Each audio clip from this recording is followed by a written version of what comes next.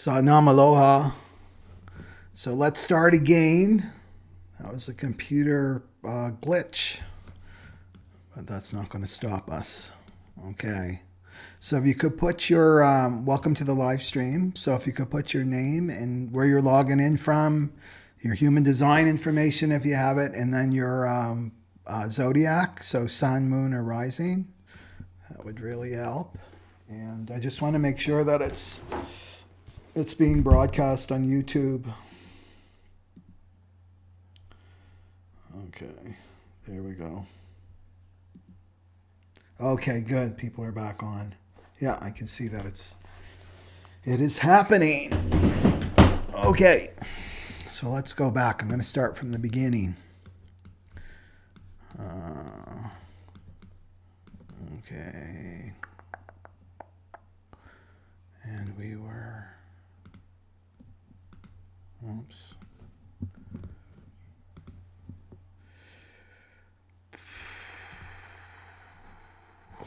Okay.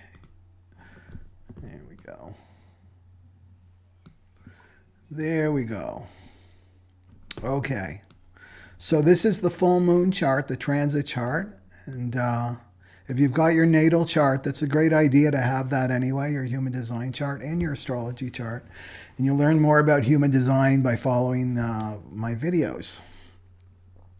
So the natal chart usually has the red and the black, so the unconscious, conscious, but this is a transit chart, so it's just the black side, right? So what we have here is we have 9 centers, okay? And so human design is a synergy of the I Ching, the Kabbalah, the chakra system, and astrology. There's the glyphs there. So it gives us a lot more information, right, with the full moon, because you've got a zodiac sign. Yes, the full moon is in Gemini, but Gemini also has 6 hexagrams or gene keys or shadow patterns or gifts, right, gates. So it gives us a lot more information on where to zone in and work with this energy. So you can see this is the throat chakra up here, right? The 35, that's where the moon is. So you can see 35. The earth is 35. Mars is also activating, right? Is in there too for the party. So Mars, moon, and earth, 35. And then coming down to the 36, and this is the solar plexus. This is a big deal. The solar plexus is going through a huge mutation. This is our emotions, right? And that's activated by Neptune. You can see here the 36.1, Neptune. So Neptune is activating 36, the solar plexus, to the 35. And this makes what's called a channel. And that's why these are colored in, this definition. So even if you don't have natally, you don't have your solar plexus defined, you'll feel like it's defined. It will be defined, but remember, it's not you, or you don't have your throat defined, right? Or if you have this channel yourself, then you're going to feel it doubly so. But we're all going to feel this channel here, right? So this is called the channel, the transitoriness. And what's this about? The human design is all about our evolution, right? It's about our future. So the channel of transitoriness is about having human experiences. We're spiritual beings. We've come to the planet Earth to have human experiences, right? So this is all about having these experiences. So let's go more into, because that gives us a little bit more information about what this shadow pattern of the 35 is. So what are these shadow patterns? Well, they're held in our DNA. Right? So what's happening now is the electromagnetic field of the Earth is loosening through the solar flare activity, through our evolutionary process. We're going through a huge evolution as a humanity right now. And these shadow patterns are releasing. These memories are releasing. So these shadows go back to our ancestors, right? Our shadows go back to our ancestors. And so whatever's going on in the inside, we see it reflected out in the external world, right? So this is the shadow of hunger, and then it's the gift of adventure, and it's the city, the divine gift of boundlessness. So we work with the shadow of hunger, right, for this full moon. And then this it's bringing the light of awareness onto the shadow pattern. It's a very visceral thing when you do shadow work, okay? And it's about just keeping it inside. That's the secret of shadow work, because the shadow and the ego want you to project it outward onto the external, onto other people, right? Onto the news, onto our leaders. And it's like, no, you pull it back and you feel it, right? And you feel it, and then it mutates. It means it transforms that energy, because it's dense, dense energy, rooted in fear. And then that transmutes and becomes light, right? There's a gift in every shadow. And the gift here is adventure and boundlessness. The boundlessness. Okay? So let's just talk about this shadow for a little bit. So you remember worm tongue, right? Is the non-self or the ego in my world, and it's just giving it a form. It's giving that voice in your head that's not you a form, so that you can discern, oh, that's not me. That's not me. So this is the kind of mind stuff that comes in, right? So this is our inauthenticity. This shadow pattern pulls us away from our authenticity. Authenticity is such a key word right now. You've got to be yourself. You have to be your natural self now. So with hunger, you get pulled away from your own rhythm. So your own rhythm. And this has been such an imposition. Like, even look at how our world is set up, right? The 9-to-5 grind. Not everybody's like that. It's not a one-size-fits-all for humanity. And that's what human design teaches us, is that we're each unique. We're each a unique expression of the divine. We're not different. Different is ego. It's all about reacting. I'm different than you. It's very surface level differences. I have this religion and you have this religion. I have this political affiliation. You have this I have this sexual orientation. You have this sexual orientation. I have this gender. You have this gender. That's all difference. It's like on the surface of life. Uniqueness is something deeper. It's coming from your own divinity, right? It's a unique frequency that you were born with, right? That's what you're reclaiming now. And it's deep, right? It's not the minutia, right? That's all ego. That's all ego. It's difference, and it's to keep us separate. So that's the cosmic joke, is more and more as you become your true self, which you don't have to think about because it's just who you are, the more unique you seem to the world, because it's a frequency. So there's unity and diversity, right? That's our diversity, our uniqueness.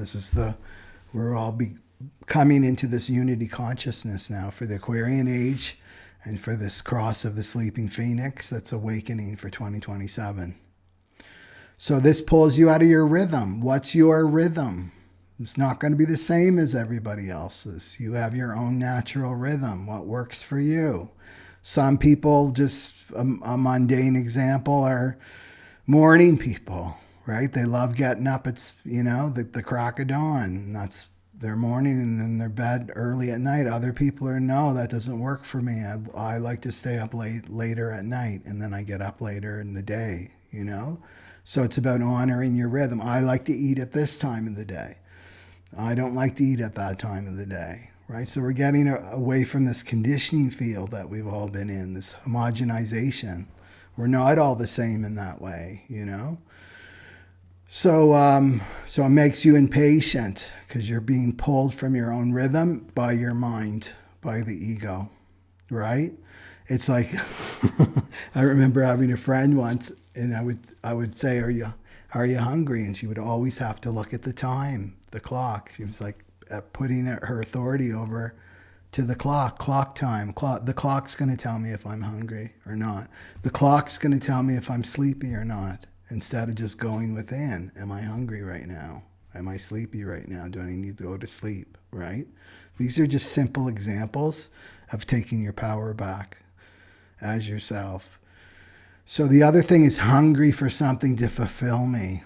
Hungry for something to fulfill me. Something out there that I need to fulfill me. And that's not it, right? True fulfillment comes from within. And I need to satiate this hunger. without any regard for the consequences. So it's not just hungry for food, because we always think of food, right? It's hungry for distractions, hungry for more social media, hungry for new relationships, hungry for new experiences, right? So that I can run away from this discomfort that I'm feeling. Because that's the real work that we have to do now, is this emotional body work, right? So remember that we're evolving from a mental awareness system, experiencing life through the mind, this and that, and now we're moving away from that. This is the new species that's coming, is through this emotional awareness system, right? So this is like intelligence, mental intelligence. This is emotional intelligence that we have to learn now.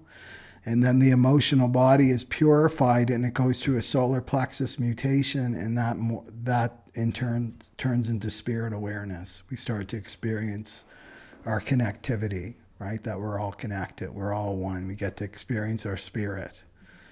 But this is the work here. The emotional body from 0 to 7 years old, that has to be purified. That has to be purified, and that's what's coming up. Right? That's what's coming up. And this is the electromagnetic field of the Earth. It's being penetrated by the solar flares of the sun, loosening that electromagnetic field. This starts loosening our memory, ancestral memory, our emotional memory, so that we can transmute it. That's our true work to do now. And what it looks like on the external is complete chaos. Complete chaos. That's what we're going to see out in the world, but it's just a reflection of what's going on inside, right? The world is neutral. It's totally neutral. All this is coming from inside of us, and we're just seeing the reflection of it on the external so that we can see it, because we're not too bright as humans, right? We're not going to go to the source, which is in here, right? So this is the work that we have to do now, right? So everything that you need to fulfill you, what you're really seeking, is inside you, right? So the shadow is also, I need to satiate this hunger. It's like this hunger without any regard for the consequences. I want it, and I want it now. I don't even know what I want, but I want it now, right? And then you get it, and you're on to the next thing. This is the mind and the ego. The shadow is driving you for more and more of these experiences that are very shallow, like they're very shallow experiences. And then you feel disappointed because it doesn't fulfill your expectations, because you want something deeper. That's what you truly want, and it comes from inside you. What you really want is love, like true love, unconditional love. You want to be with the divine. You want to be your true self. That's what you really want. So you become addicted to what you think, what the mind is telling you.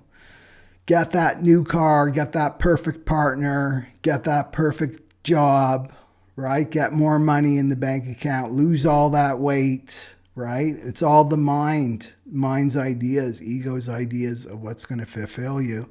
And you got addicted to it. It's like a carrot and a stick, right? How they train the donkeys. They put the stick and the carrot in front of the donkey, and the donkey keeps walking trying to get that carrot, but it can never get it. Right? So that's like us with this shadow. And then you try to escape your past and find that perfect thing, right? That your ego and your mind is telling you, that perfect thing. Once you get that, you're going to be happy. You're going to be fulfilled, right? So with this shadow too, it fears your life being empty or bored, right? So it's said as we come closer and closer into the Aquarian age that humanity is going to feel this sense of emptiness. Right? Emptiness, this sense that life has no meaning, that life has no purpose, especially if you're not aligned with your higher self, if you're not aligned with your spirit and your soul. Life's going to feel very empty, right? Without meaning, without purpose. It's really, that's what fulfills us. This talk about fulfillment, right? Is doing our soul purpose. So what we do is we fill it with activity.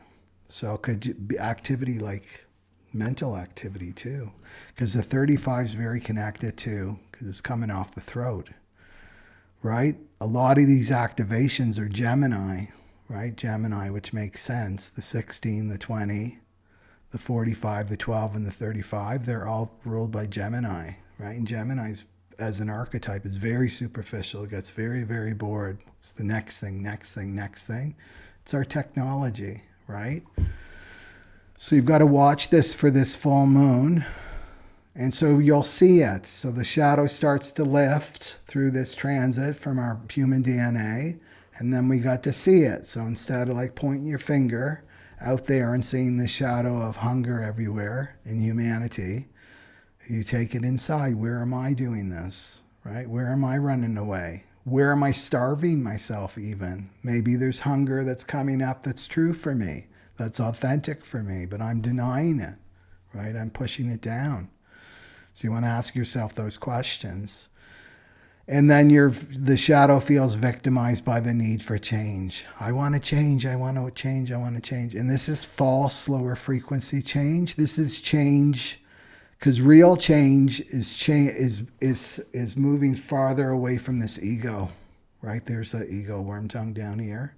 Becomes smaller and smaller as you grow in awareness. This is spirit awareness, your true expansion.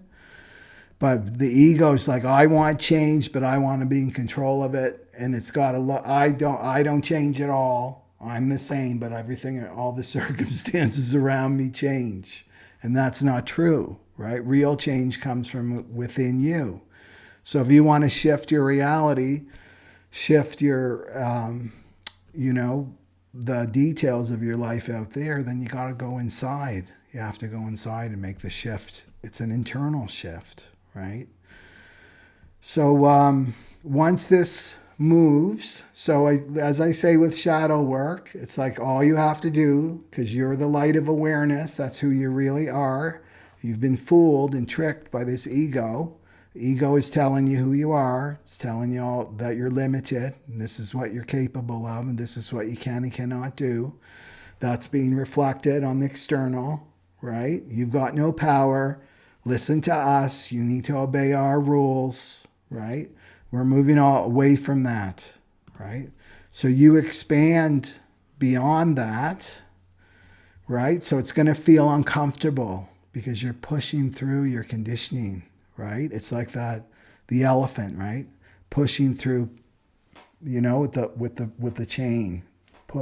Keep pushing and pushing and pushing, and then finally it will go. But it's uncomfortable. And our world doesn't teach us to embrace discomfort, right? It teaches us to distract ourselves from discomfort. It teaches us to go and get a pill, go get something outside of you, make yourself happy. That's not how it works, right?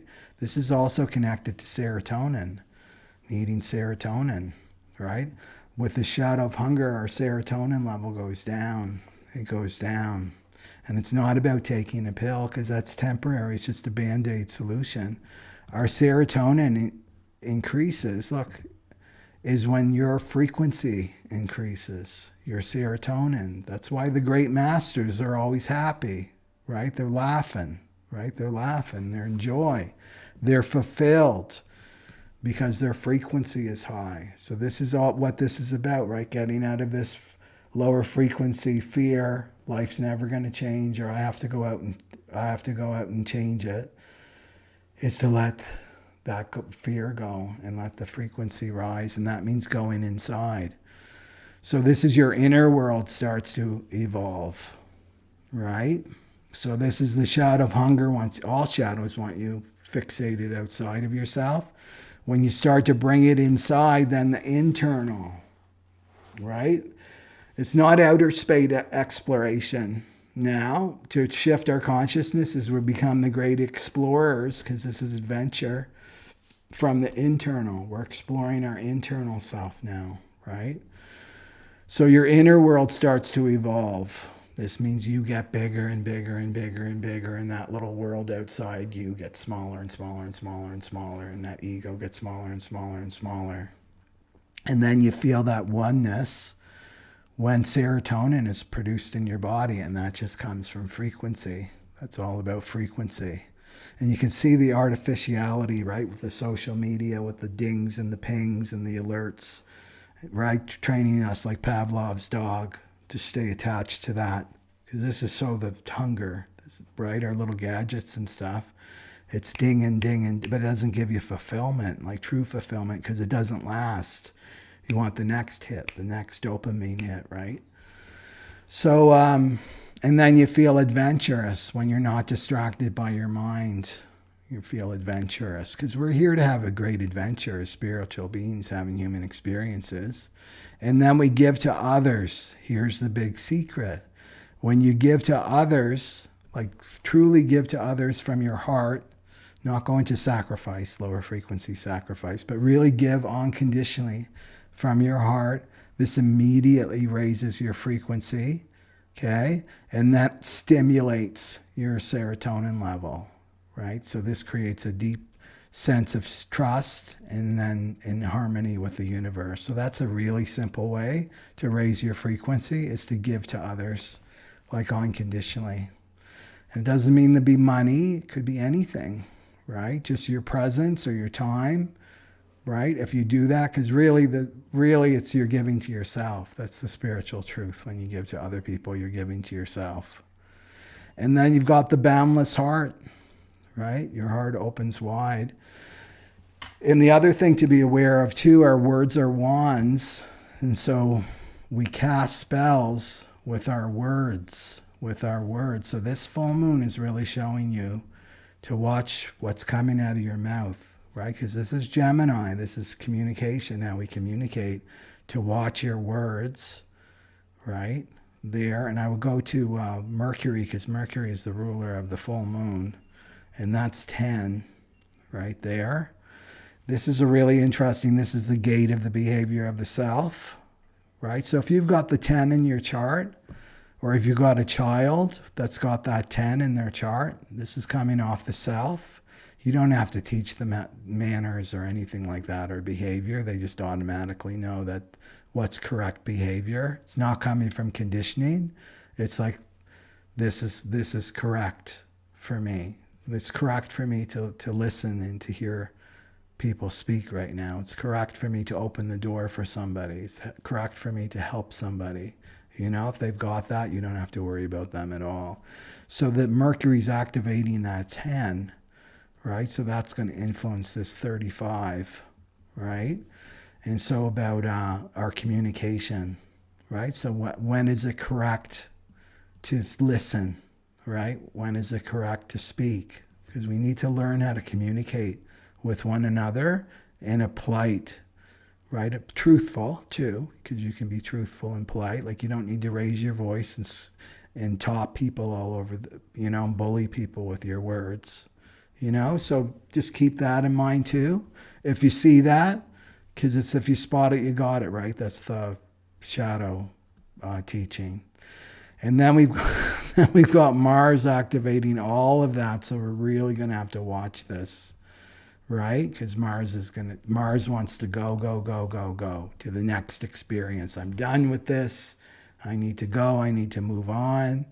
And it's all about the mind. So it's about being present, just being present with each and every experience that you're having. And what else did I want to say? I already did a video, the last video I did on the human design types, right? Of the North Node and the South Node, so you can watch that. And so that's going until February, right? Yeah, February 6th. So the South Node is what we're letting go of, and then the North Node is what we're embracing. So letting go of karmic relationships, letting go of our addictions. So maybe we have an addiction to a certain way of thinking, because this would be 35 would be like a certain way of thinking, to let that go and to move into this 24, which is spending time alone in silence, turning off the gadgets, like listening to yourself, what communications are coming up from the self, because the self can't do the pings and the dings and all that, right? You've got to be silent to be able to hear that voice. The loud voice is out here coming from the external, right? The loud voice is coming from this ego. Okay. So that's what I wanted to say there. And then I want to go into Okay. I just want to see here with, great. Gabby Stein, Satnam from Vienna. Love, heart, light. Yeah, we're all back. False alarm. Massachusetts corruption, Satnam, Milton, Aaron. You're a reflector, that's right. Okay, generator sun, Libra moon, Milton, Satnam, Kelava, great, MG. I haven't heard about the grand solar flash. I'll have to research that. Love, heart, light. Manifester, Shima, okay, Echoes, manifester. Yeah. Okay. Adi Shakti.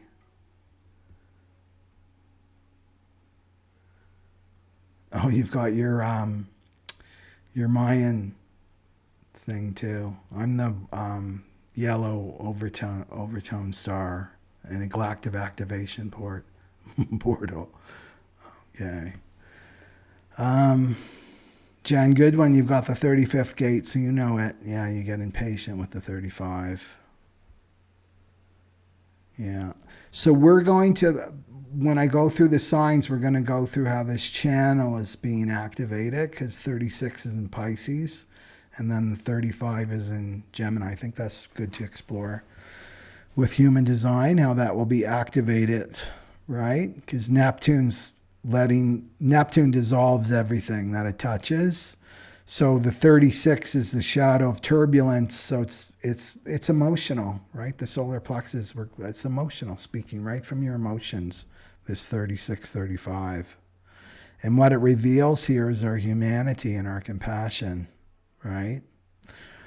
Okay. Okay, that's great. And Robert, Satnam. Okay, so I did a quick tarot here.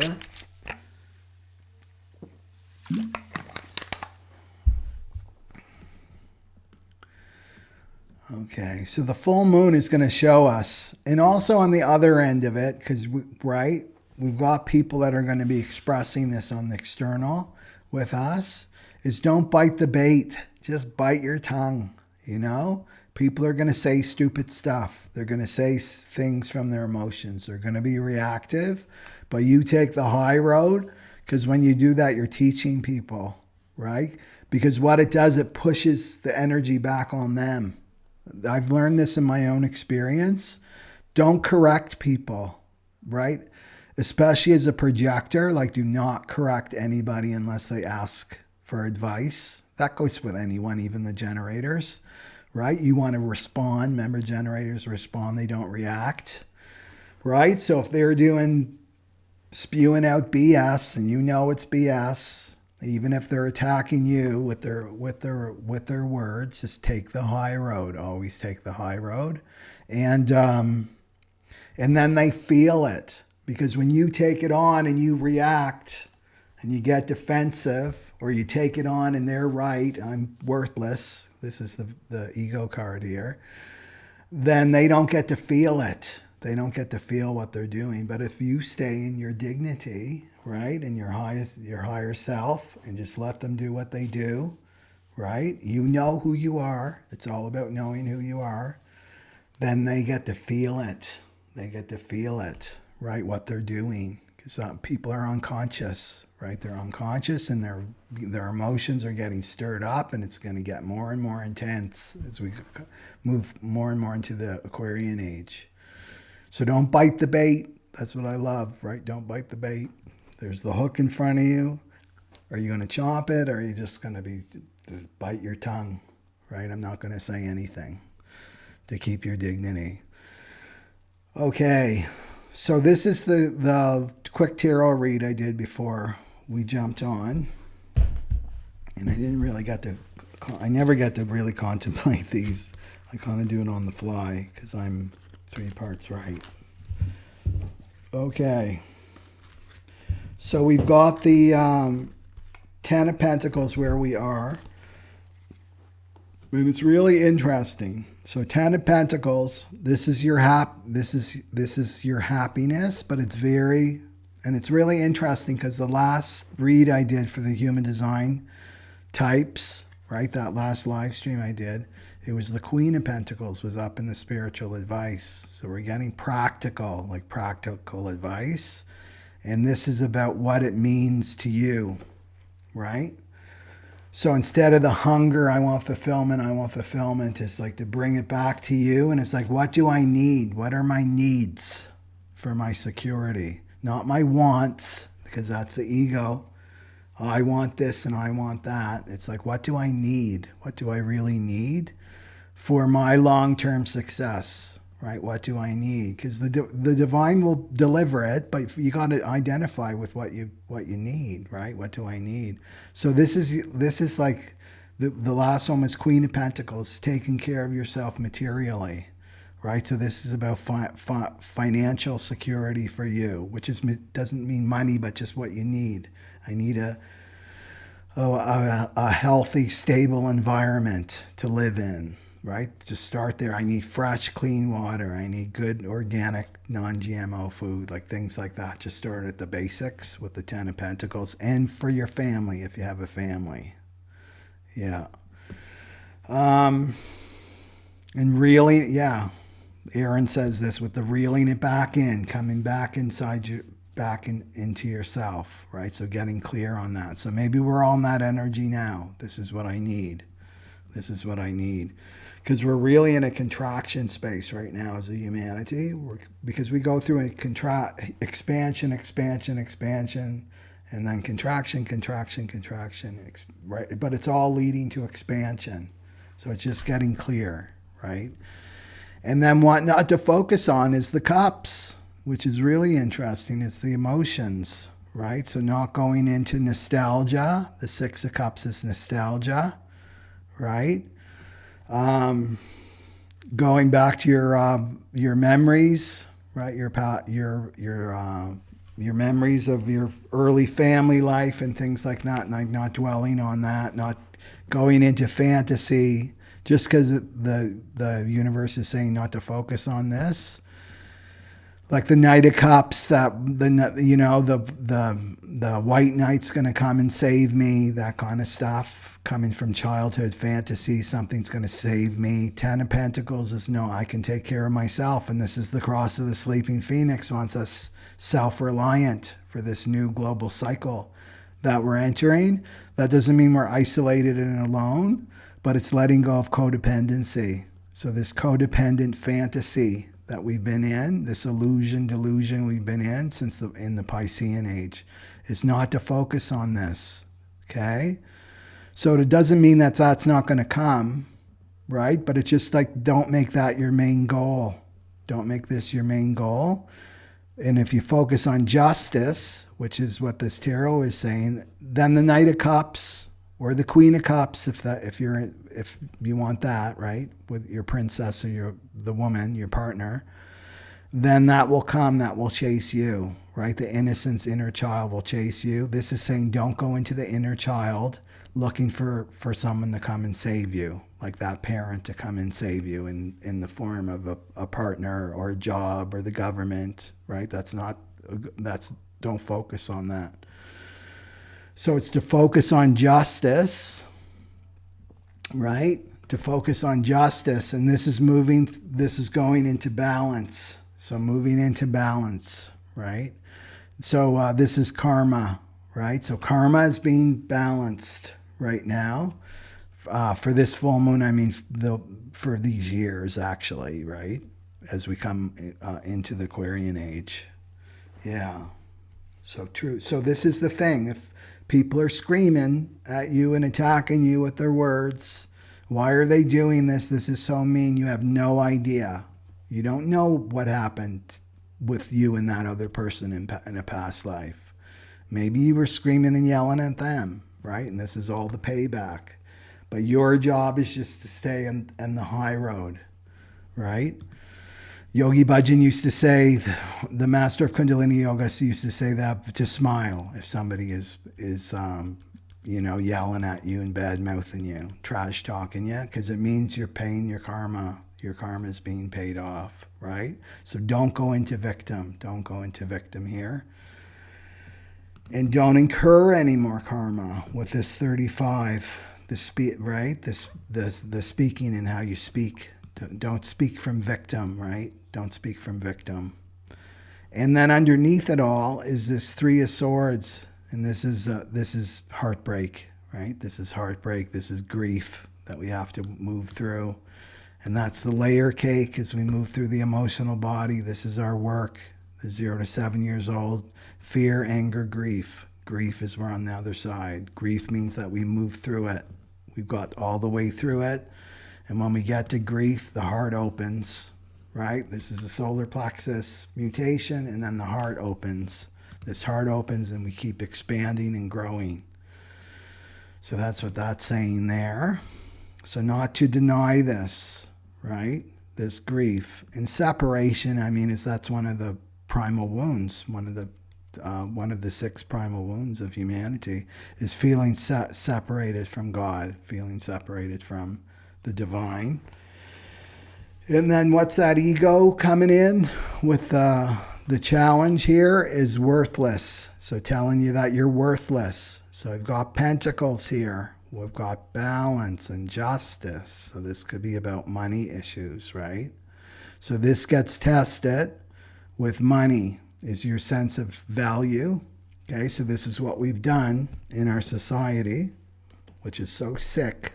We've conflated our own sense of self-value and self-worth with money, with these little pieces of paper and these little things of metal and coin and digital numbers, and then that's our sense of value, and it's imposed on us.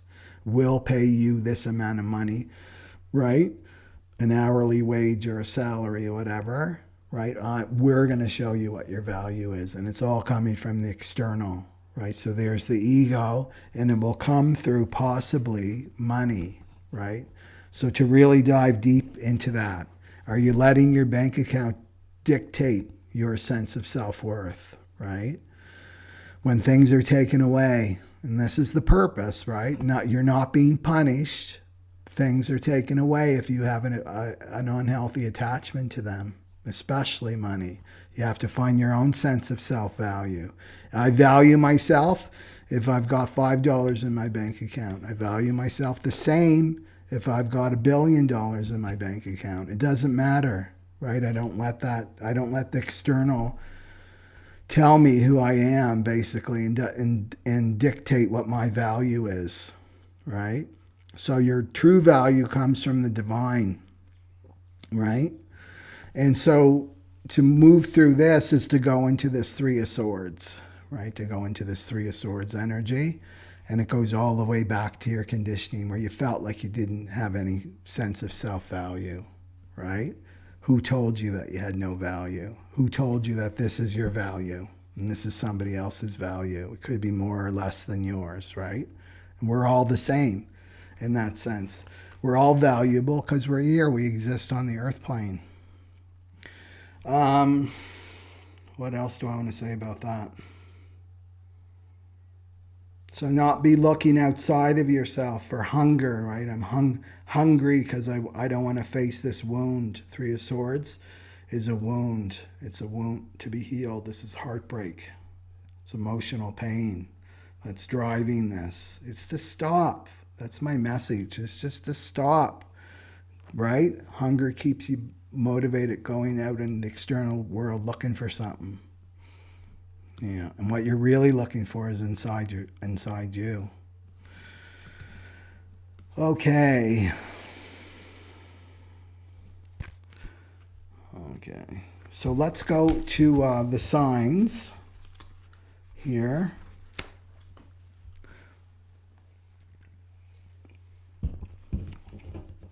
I just want to get my cards in order here. Okay. So as we move to your sign, be sure to write it down. Your zodiac sign. So you want it, the order of importance is the ascendant, your rising sign, and then your moon, and then your sun sign. But you want to listen to all 3. Okay. And then I got my ego cards here.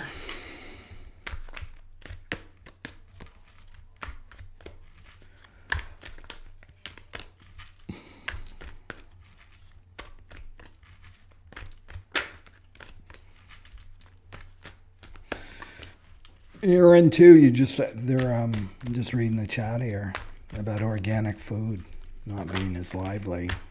You got to watch those labels like a hawk. I've caught brands that I really like, and then they add something that wasn't there before, right? Yeah.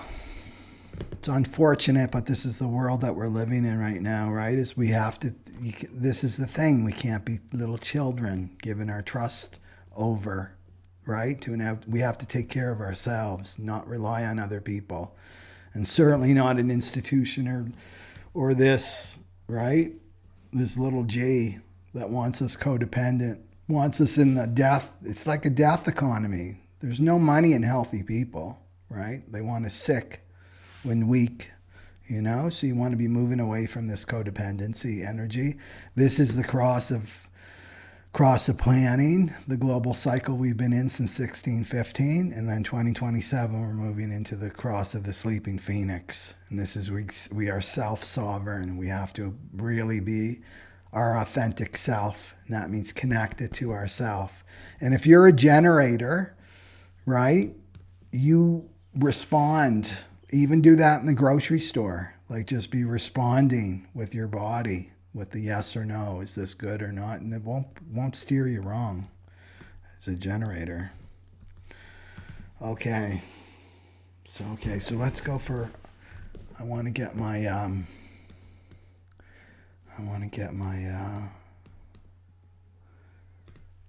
the Zodiac. Okay.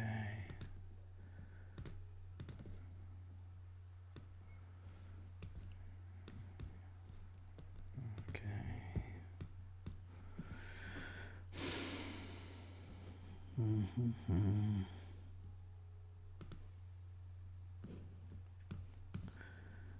Let me see.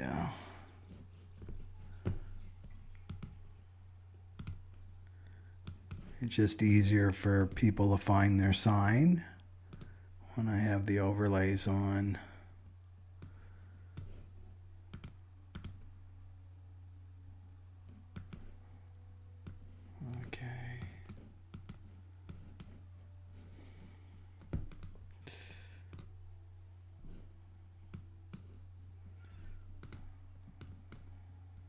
Overlays.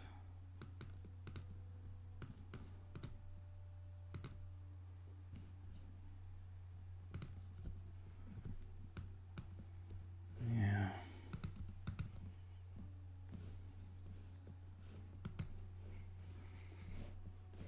Oh, I know what I get. We got to get here. There we go. There we go. I'll just put me over here. Over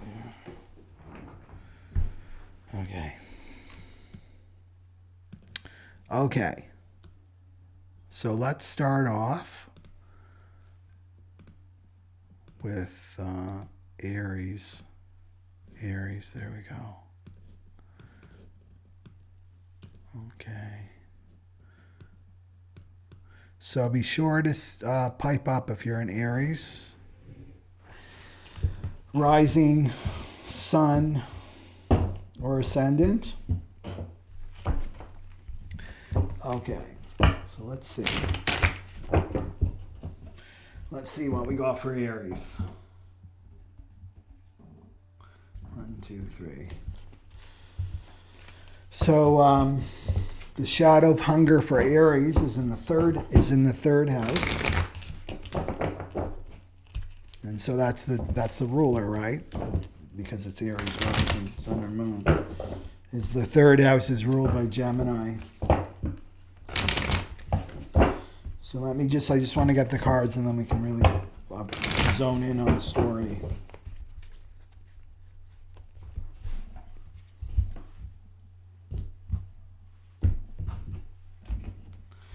So you really have to watch your mind, Aries, for this full moon.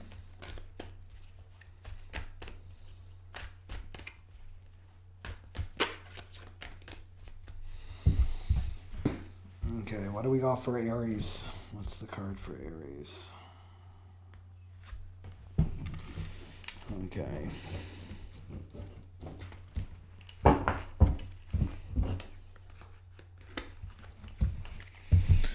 Okay, so we've got Aries here. And let's go back to these fears. So feeling bored.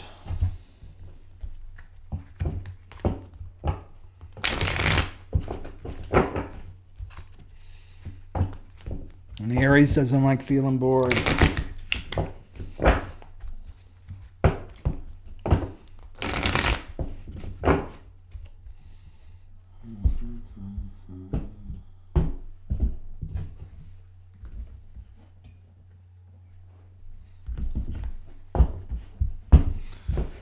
Let's see what the ego says here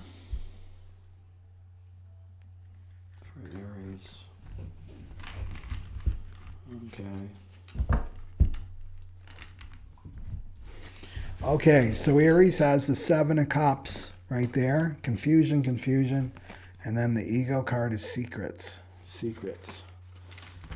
With hunger. So needing to change. So Aries, this could have to do with a small business too. The third house is a small business. It could be siblings.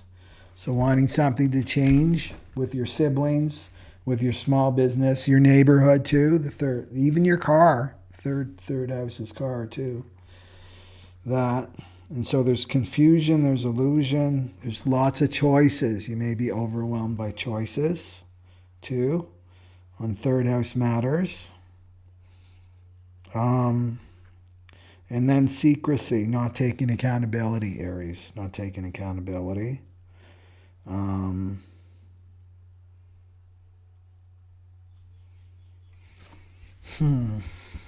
So this would be about the way you speak too, because it's the 35, it's Gemini. So the way that you speak.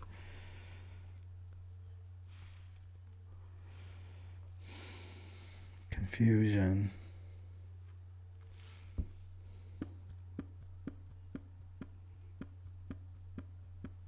It could be, and then let's look at the 36, because the channel is in there in the 12th house, Neptune, and secrets being revealed. So this could be like from past lives, because the 12th house is past lives, too.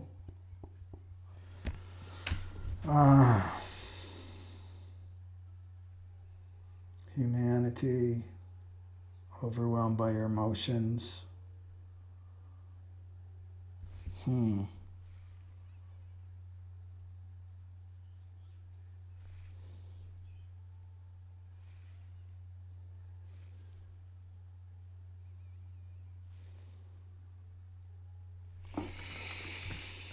Let's just see here.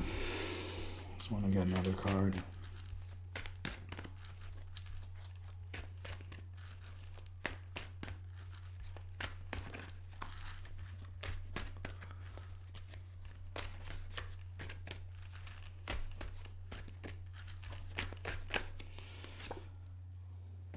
Aries. I'm taking accountability.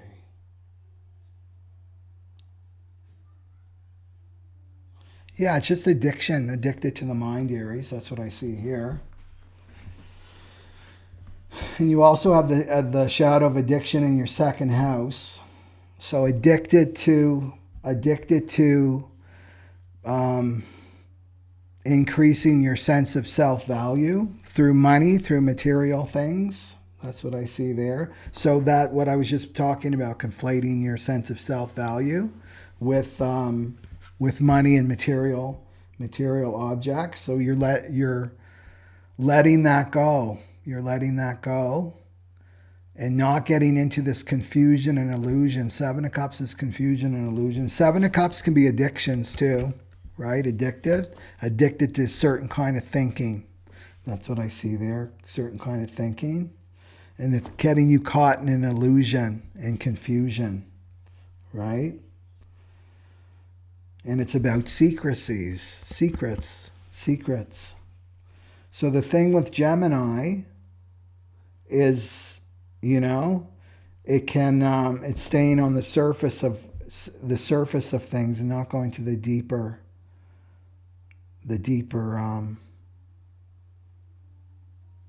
yeah, I feel like it's just, you got to be more authentic. You have to be more authentic with how you speak, for Aries. Yeah.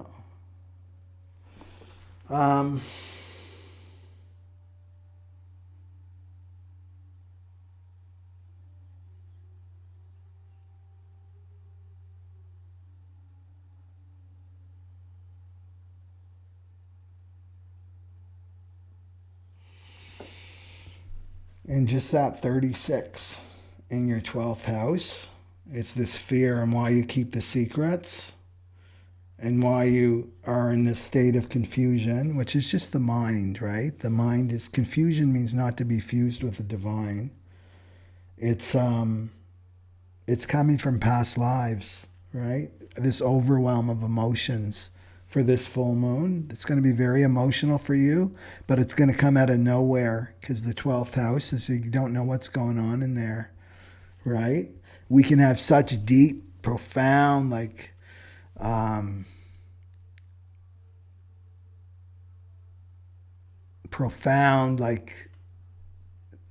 what are the words? Like angst, right? These profound emotions surfacing, and they're coming from out of nowhere, and the mind is like, can be confused by it. Like, where is this coming from? And wanting to blame something outside of yourself when it's just coming from deep and from the unconscious Aries, coming from your past lives. So this, what I see is secrets. Secrets are being revealed. And maybe you're being called too, because this is about not taking accountability. To the ego is like not to take accountability, taking accountability. So you may be called to be taking your power back, right? By taking accountability, right? So truth is simple. Keep bringing it back to what is true, what's authentic in this moment, and not get caught in this illusion and confusion and addictions, right? The Seven of Cups. Was there anything else for Aries?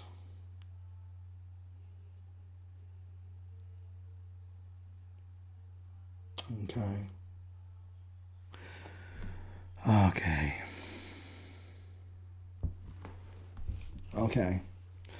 Let's go for Taurus. I think that's all I have for Aries. I feel like I was caught in the illusion with Aries, right? Because when we're in our mind can take us into crazy, like into bad neighborhoods, right? Dead end roads when we're in here. But the truth is our authenticity. Our authenticity will always tell us the truth. And it's very simple. Truth is very, very simple. It's not confusing. So you may be seeing this on the external, right? Coming, this person is confusing me. I know they have secrets. Why aren't they revealing what's really going on with them? I'm feeling gaslit. I can't make sense of anything, right? I'm hungry for this change, right? I'm hungry for that person to change, my relationships to change. You don't get caught up here in the external. Just go within, and sometimes we just have to pray, like, divine, please show me the truth in this moment. It's going to be really, really simple, and it's always in this moment that you're shown the truth. Yeah. Okay. And never make your choices. Teresa here is an Aries manifesting generator. Never make your choices from this Seven of Cups energy, you know? This confusion, illusion. And we're totally in that energy, like all of us, right? There's so much illusion out in the world right now. Yeah.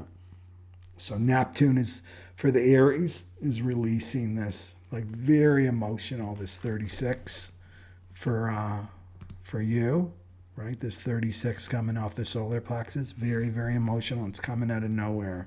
So just stay in the moment, keep staying in the moment, stay in the body, and then keep feeling and feeling. That's what to do. Okay. Okay, so let's go for Taurus. Hopefully that helped. We'll see here. Taurus.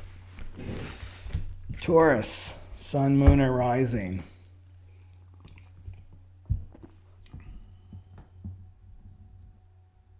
Okay. So for Taurus, the hunger is happening in the second house. And that could be hungry for material, right? Material things.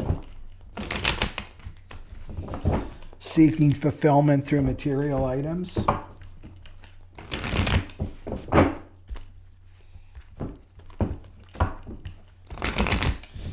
Needing to go out and prove yourself, prove your worth through how much money you earn, how much material possessions you accumulate.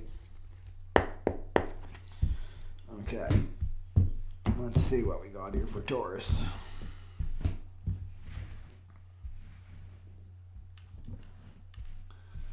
What do we got for Taurus?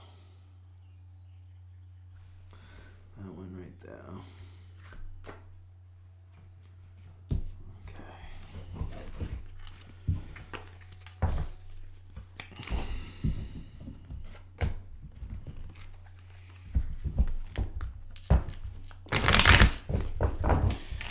So you have the Strength card, Major Arcana card. That's the Lion. It's courage, self-respect. Let's see what the ego is telling you for Taurus.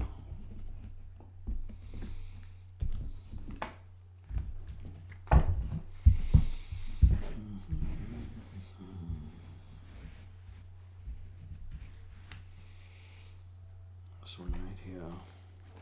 Okay.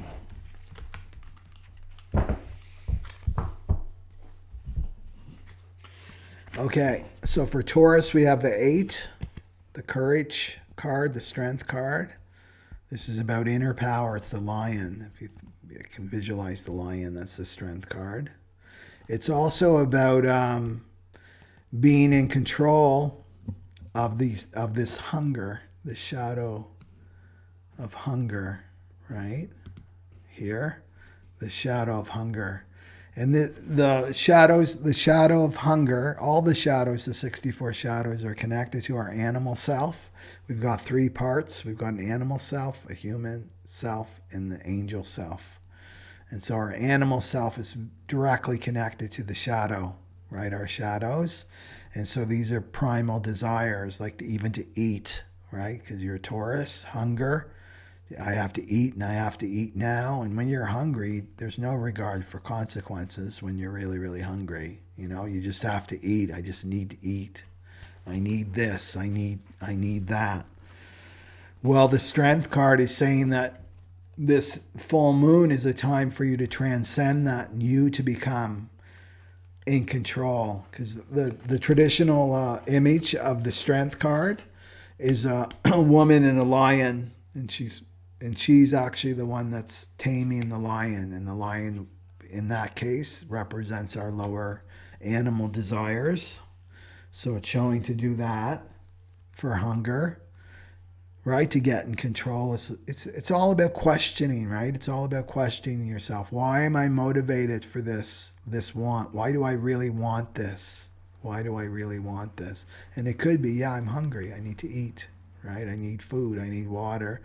But other things, because it's in the second house, material things. Why do I really want that? Why do I really want that new car? You know, just to throw an example out there. Why do I really want that new car? Well, you've got the 36. That's the other part, the other side of the channel. You can see your 35 and 36. Well, the 36 is in your 11th house. So it could be about your friendship, or your friends. Well, I want their approval. I want their validation. right? It's about going deeper into your motivation, your intent. Like, why do I really want this, right? And is this part of my Ten of Pentacles? Maybe it is. Maybe a new car is that for you. That's a real need, and that's what your soul wants to experience in this lifetime, is to have a new car. Maybe you've never had a new car in your life. Maybe that's what you want, right? And it's coming from a true place, you know? It's a need in a sense that this is part of my soul, my human experience as a soul. It's coming from my soul. It's not coming from that ego and mind, right? So it just gets discernment. It's discerning what's what. And then you got the wear the mask for from the ego. And this mask is like, don't show your real self. Put on a psychological mask, right? Don't reveal your passions. Don't reveal that this is something that you really want. Maybe you're embarrassed by it if you're a spiritual person, that you want this. You don't want to be seen as superficial and shallow, you know? So the ego says, wear the mask, right? Play the role. This is what a spiritual person does. This is what a mother does. This is what a good person does. And it's not authentic. It's not real, because it's not coming from your natural self, your frequency. So the ego says here with the wear the mask is that if you showed your real self, then you would get rejected. You would be rejected by others, right? So remember that we have to be authentic. We have to be authentic. So to bring it back to the Strength card, right? Another interpretation of the Strength card is to have that courage and that self-respect, right? And if it's coming from my authentic self, then it's authentic and it's real, right? And I'm going on the adventure. That's the gift, right? That's the gift, Taurus, here. The spirit of awareness, that's the gift when you transmute that shadow of hunger, right? And then you're going on the adventure. This is the Fool in the tarot card, right? Going into your trusting, right? Trusting with this inner strength and courage. What else?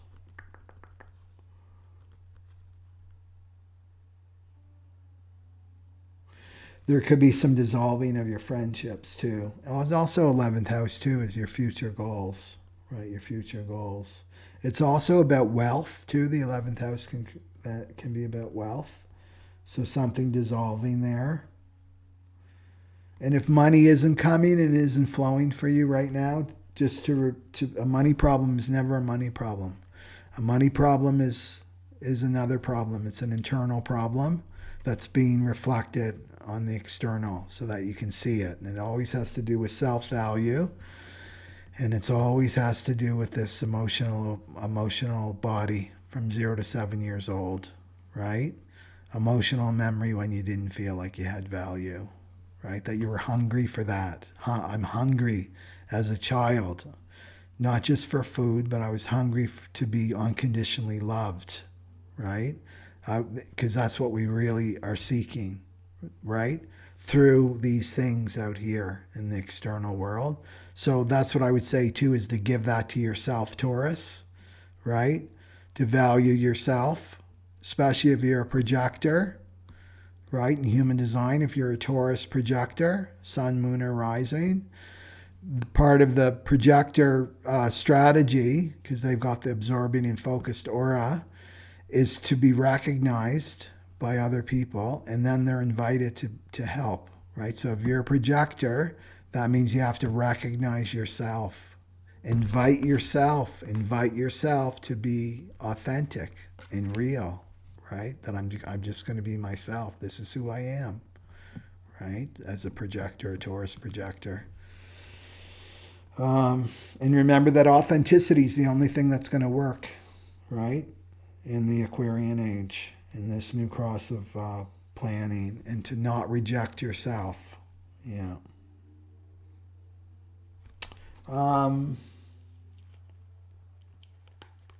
And not with your friends too. This is saying stop wearing the mask around your friends. Yeah. And stop looking to your friends for your sense of self-value. Stop looking to material things to give you your sense of self-value. Okay, that's Taurus. Okay. Okay. Let's go for the Gemini. Sun, moon, or rising. And of course, the Gemini, the full moon is in Gemini. It's in your first house.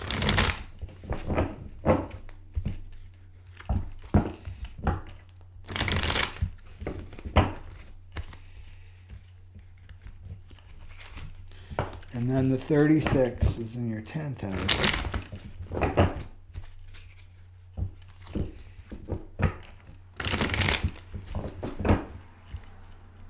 So this could be hungry for a new career. You got some hunger for a new career.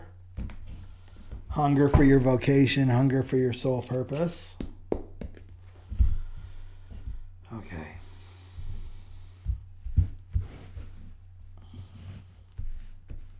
For the Gemini, what do we got for the Gemini here? The Gemini right there. There we go. Ooh, the Gemini got the Devil card. Which makes sense because the first house is the ego. So hungry for materialism.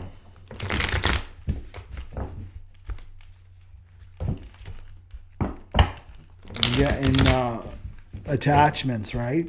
The Devil card can represent attachments. It's enslavement. It's being enslaved to something. Okay. Let's see what the ego's got to say. You got like a double ego. You got triple because it's in the first house too. What's the ego saying to Gemini? Okay. You got ego, Gemini. So the shadow of hunger is in your first house, Gemini. And you got the Devil card. There's the Devil card. You can see that she's enslaved, right? She's chained to something. And then ego is like, I didn't hear that. Ego is pretending it didn't hear something. Didn't hear your intuition correctly, Gemini. So the ego, so intuition is coming through, right? With this 35 for the adventure, for some kind of adventure. And this is about identity too, right? A new identity for Gemini. But I don't think the ego, what the ego does with our intuition, if we listen to it, it's the voice in your head that you believe is you. It's not you, right? So intuition comes to you, and then the ego interferes, goes in there and interferes, and then it's going to interpret. No, that wasn't right. No, that wasn't right. This is what it really meant. This is what the intuition really meant. So it manipulates words. It didn't really mean to quit your job. It meant to, take a couple days off, right? Something like that. Or it will get better. It really meant, we'll get better. Whatever schemes the ego is up to, right? So there's some kind of unhealthy attachment to an identity because it's the first house, right? And you think that the ego is telling you that it's fulfilling you. It's fulfilling you, and that's a big generator word. If you're a generator, a Gemini generator, right? 70% of the world are manifesting generator or generator, right? They want to feel fulfilled. That's when they're operating correctly, they feel fulfilled right there. When they're not, they feel frustrated. When they're listening to that ego, right, they're non-self, not self, that's inauthentic, then they're going to feel frustrated with themselves because this is first house. You want to be fulfilled with yourself, and this is saying to start listening to your intuition and not your ego, and letting go of some unhealthy attachments. And it's around work, because it's up here. It's like your public, how you present yourself in the public. It's about your work. It's about your career, of letting that go, right? So something's dissolving, right? Something's dissolving maybe in your career, your vocation, the title that you've had for "this is who I am" for the longest time. And then Neptune is dissolving that, taking things away from you. And this is shaking up your ego, right? And you're hungry. It's like like this fulfilled me for so long, this identity, right? This identity fulfilled me, and it's an unhealthy attachment, and that's why it's being taken away, so that the true, authentic self can come forward, Gemini. So start listening to your ego, right? The ego working through me. It's start listening to your intuition and not your ego. So whatever is coming through your intuition, write it down exactly as your intuition said it, and don't let the ego get in there and interfere with this shadow of hunger, right? And it's just like embracing the adventure. If something's being taken away from me by the divine, then that means it's all energy, right? It's all energy. Even your vocation it's an energetic. If that's being taken away from you, energy can neither be created nor destroyed. It moves into another form. So another form will emerge for you. It's about trusting that, right? Trusting that. Yeah. Okay. And just feel the emptiness. Feel the emptiness. Let yourself be bored. Let yourself be empty. Let you feel like your life has no meaning or purpose. Let those feelings in and let them transmute. Okay.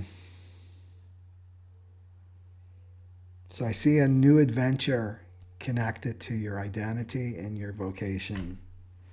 With the full moon is letting something go. Okay.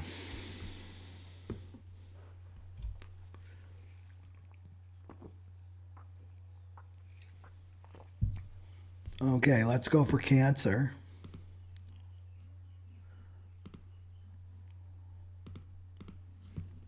Cancer, Sun, Moon, arising here.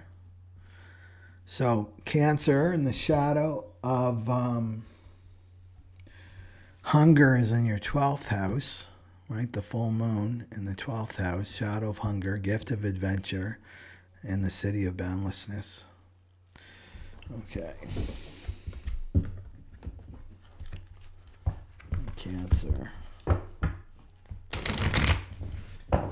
These are like hungry ghosts, right? The 12th house is the ghost house. From your past lives, you might have had some hunger in your past lives. So this is hunger for new experiences. And just because the overall read, right, was justice, right? That's the spiritual advice, is justice for the overall read, Cancer. So that's, it's a karmic house, the 12th house. So this is letting go of some old dynamics, some maybe old karma. It's coming to a close. This full moon. Okay.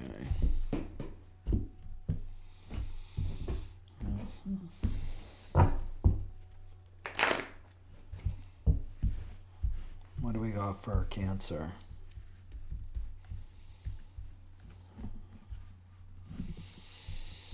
What do we have for Cancer? That one right there. Oh.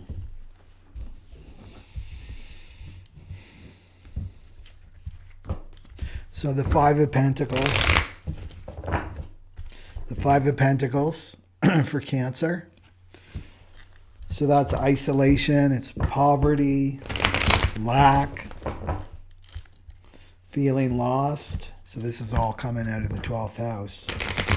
Coming from your past lives, coming from your ancestors. right? And that shadow of hunger wants you to escape those feelings, right? Those feelings. And just because of the 36, the other part of the channel, right? And the solar plexus, the emotional part, heavy emotion, is in the 9th house. So it could be past lives from religion, religious past lives, because the 9th house is religious. What do we got for the ego here? This one. Okay.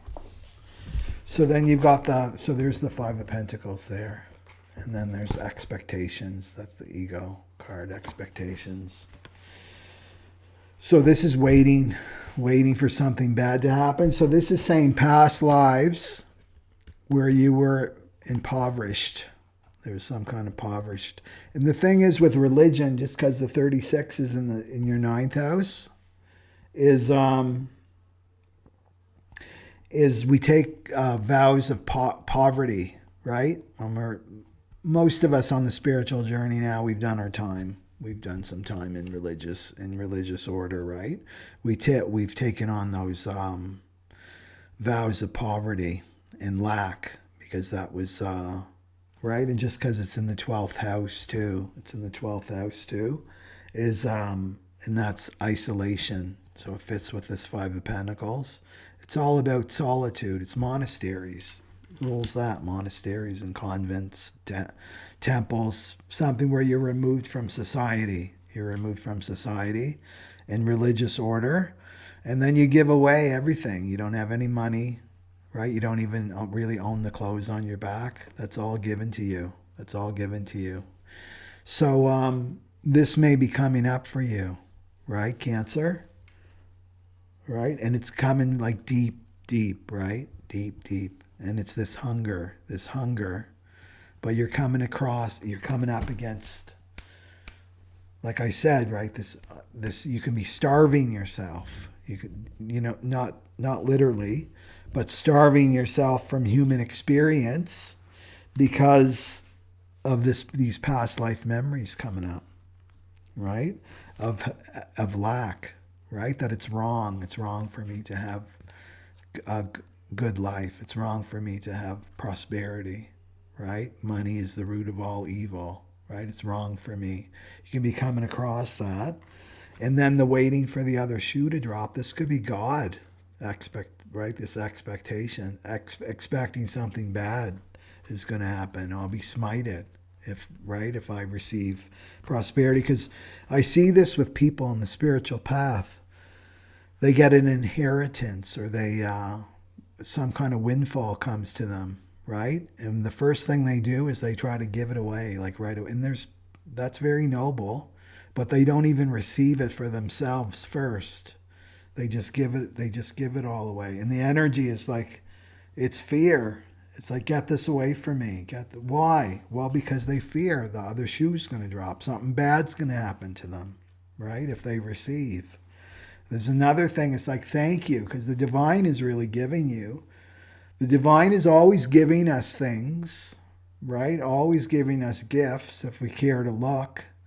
But we have to receive. So look at it like that. I'm just receiving a gift from the divine. It's not coming from that person. It's not coming from this job. It's coming from the divine. The divine is trying to give to me, Cancer, right?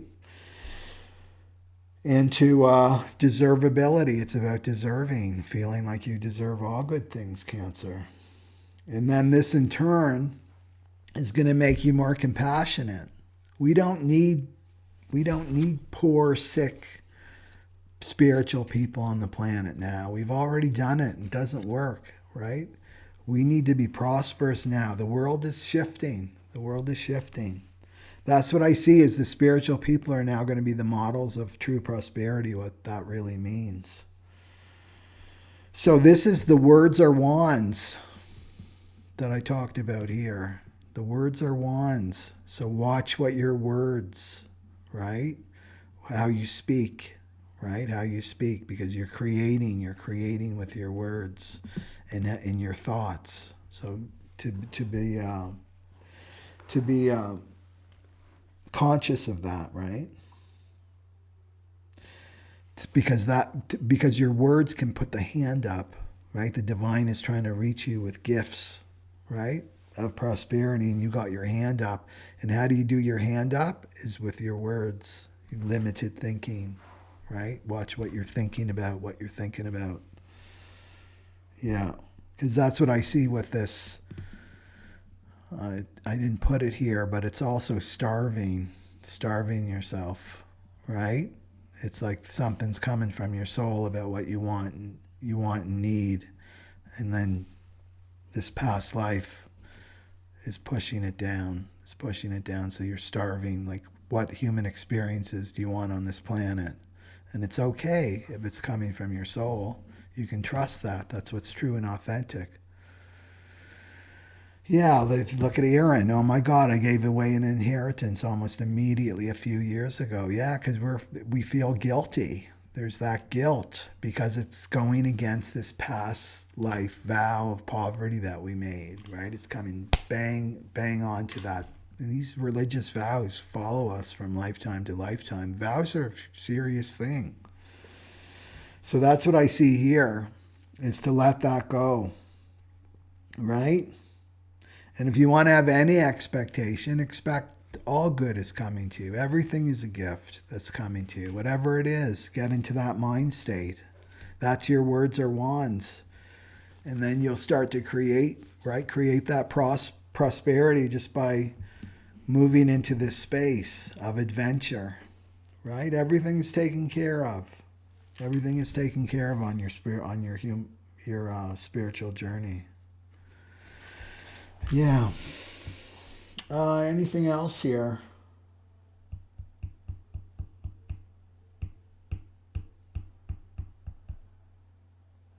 And also the 36 Cancer in the 9th house, it's like your world view, your talk about expansion, right? Moving out of the limitation of the ego, because we can be here in religious order. Religions are filled with ego, right? Egos. The 9th house is the Neptune's dissolving these self-limiting beliefs, right? Your story, the 9th house is you creating a story and you're expanding. It's elevating and frequency, right? So just let all that happen and watch the thoughts in your mind. Am I going right to the negative? Am I limiting myself of what I can receive, right? It's just expanded. I deserve this, and this is coming from the divine. It's not coming from an ego, right? It's trying to reach me. Prosperity is trying to reach me. Okay, that's what I got for Cancer. So let's move off to Leo. Leo the lion. Where's Leo? Here we go. And Leo's got the shadow of hunger. And the full moon is in the 11th house.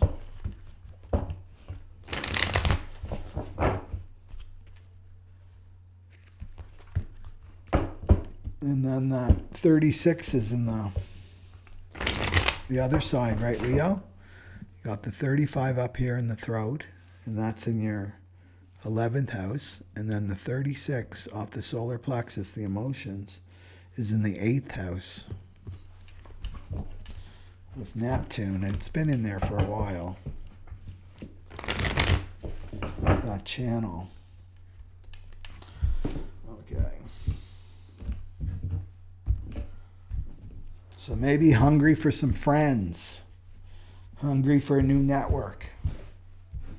What do we got for Leo? What do we have for Leo? Leo.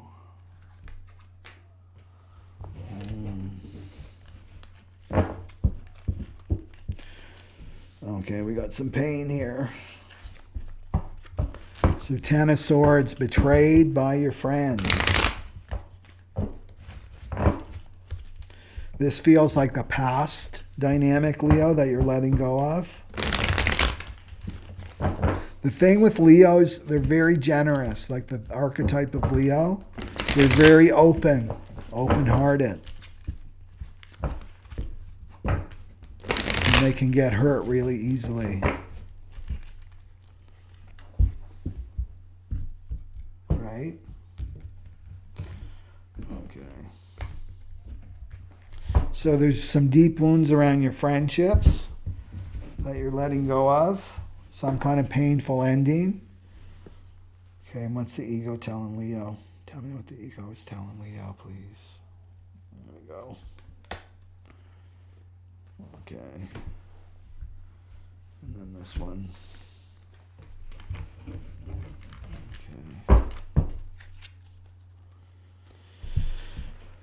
Okay. Okay. So there we got the Ten of Swords there. And the traditional image is it's the guy on his stomach, on his back, and he's got 10 swords on his back. And it's like a painful ending, so around your friendship. Painful ending around how your long-term view, too. The 11th house can be like that, too. Experiencing some kind of loss. And then you got the failure card. Ego is saying that you're a failure. So the ego can do that with, because life is just happening, right? Life is a wave, Leo. Just things come and go, right? That's the phenomenal world. Everything in form comes and goes. It has a beginning and an end. And that's just what life is, right? We're evolving. We're moving forward on this spiritual journey. Some people are not contracted to be with us for a long time, right? Some people are. It just depends on your destiny, right, and your karma. So this is letting go of some deep wounds and loss in terms of your friendship. Maybe you've lost a lot of your friends, on this journey. And then you've got the ego stepping in there and saying that you're a failure. There's something wrong with you that person left, when it just is, right? It just is. It's just about discerning, just knowing yourself. Well, do I need to look at this more closely, right? Do I need to make a correction in myself? Is this something that, especially if you've received feedback from a friend, it's like, don't dismiss it, but don't take it all in at the same time. It's let it filter through, right? Through your intuition.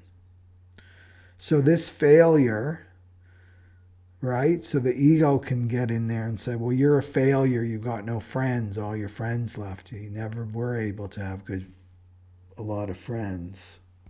And it's coming from, because you got the 36 in this 8th house, right? The other side here is in the 8th house. And these are deep, deep psychological wounds.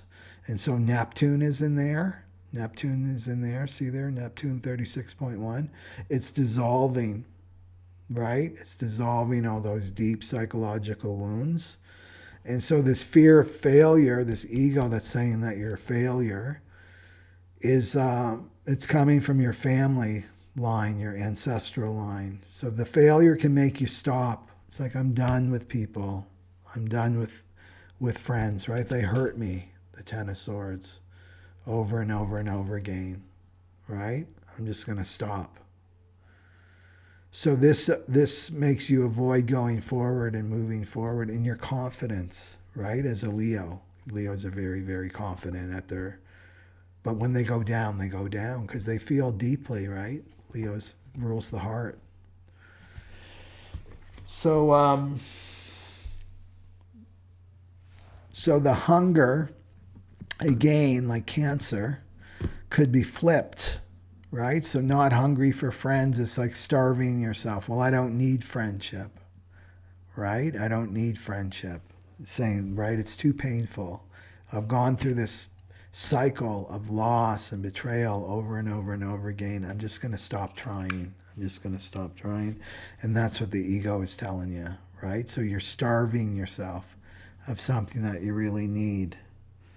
Yeah, because you're listening to that ego. There's something wrong with you. You're a failure.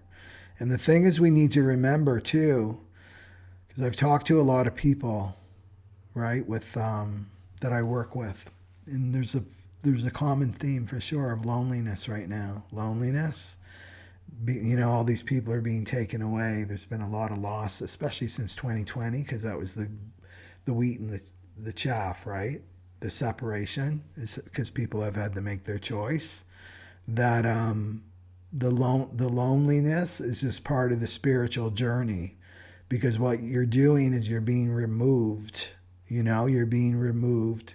Consider yourself a frequency, right? You are a frequency of light from the divine, that you're removed from this influence that's been around you, so that you can start to feel your frequency again, your authentic frequency, doing your inner work, doing your shadow work, doing your inner child work, being on your own to really get out of this codependency, right?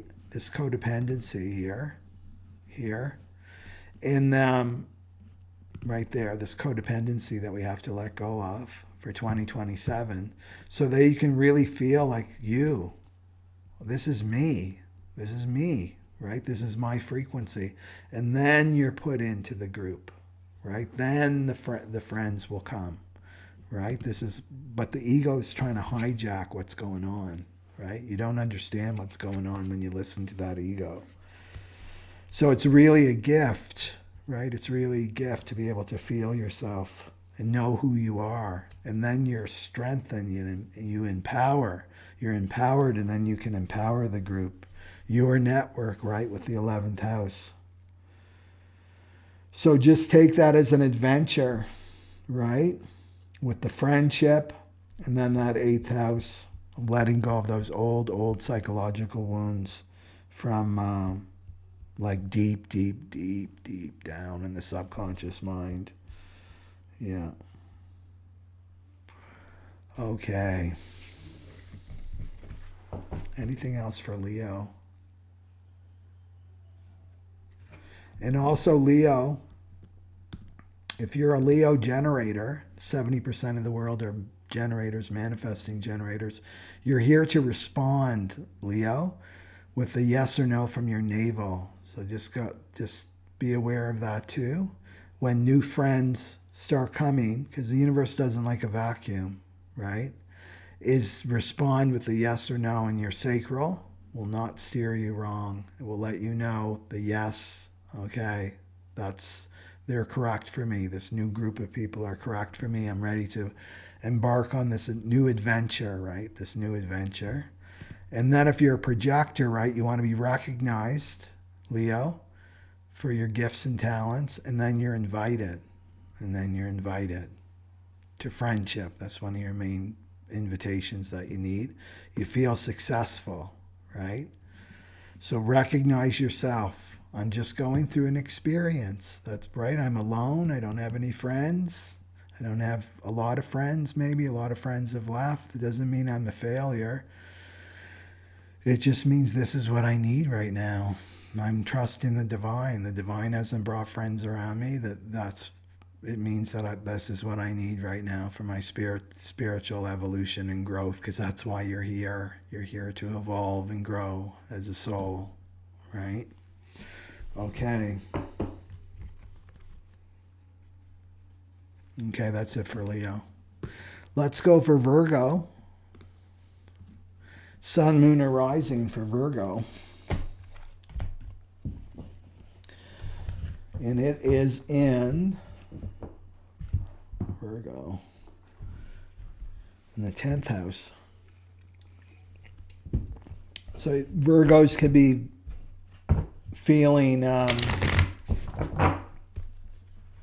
hunger for a new vocation, hungry for your soul purpose. What is it?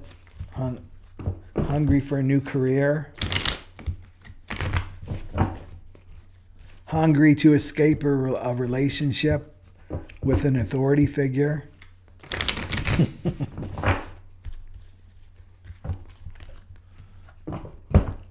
And then, 12, 11, 10, 10, 9, 8, 7. Yeah, it's a relationship. Yeah.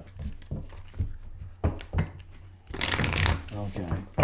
So the 36 Virgo, you got the 36 is in the 7th house off the solar plexus, right? That's partnership, marriage. And then the 35 is in your career vocation. But this also is like a father figure. It could create represent a father figure for Virgo. Some kind of authority figure. And it could be an institution. It could be little g, right? The government. A landlord, a boss, a supervisor. Someone you're in partnership with, that you have a contract with.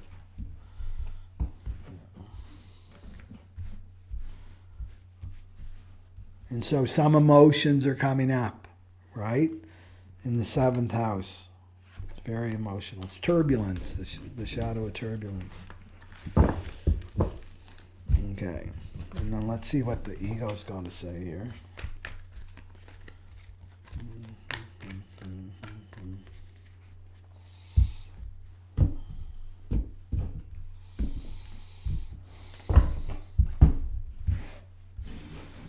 Okay. What do we got for Virgo? What else for Virgo? Okay.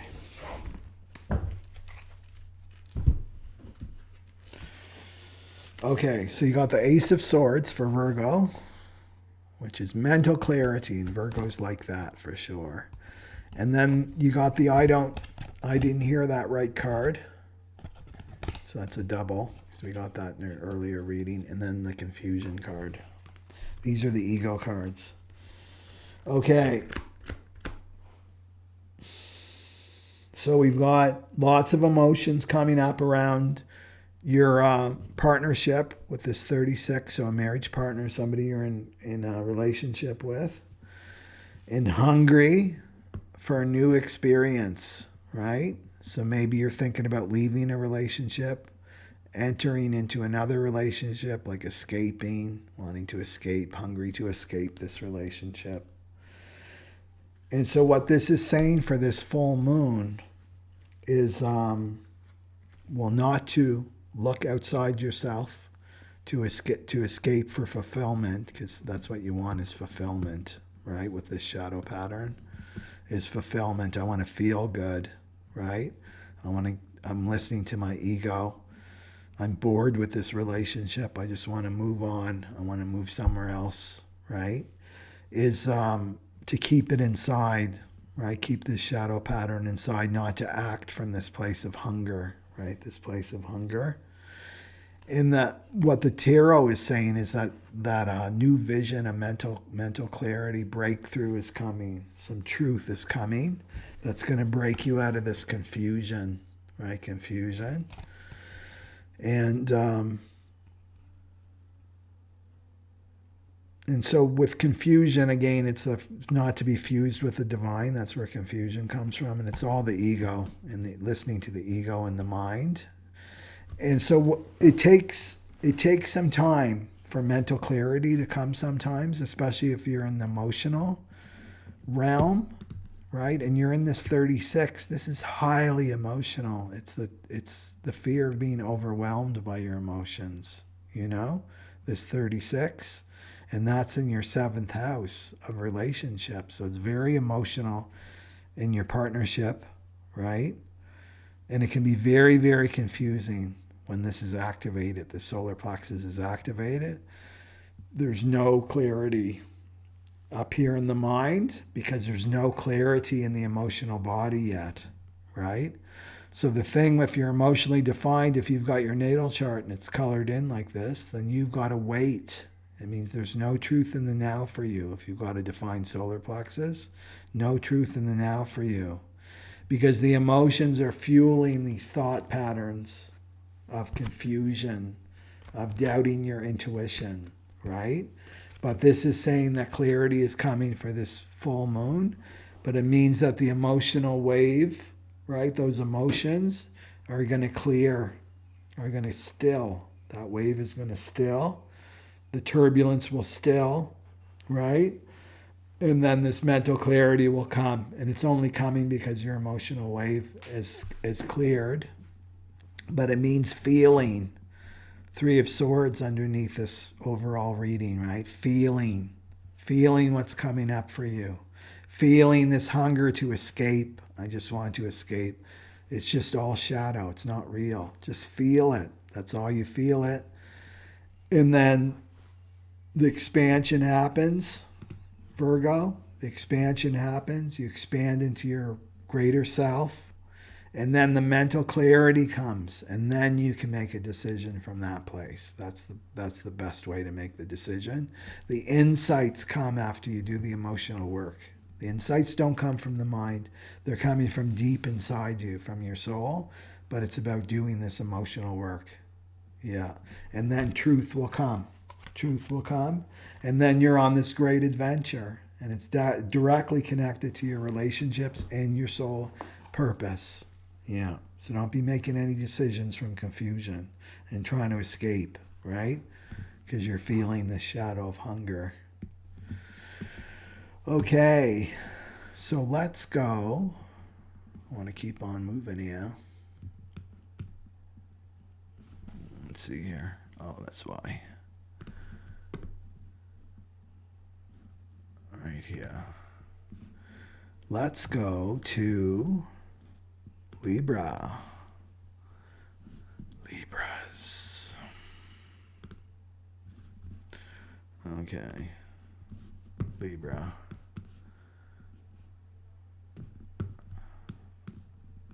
There we go. Let's go for Libra. Libra, sun, moon, or rising.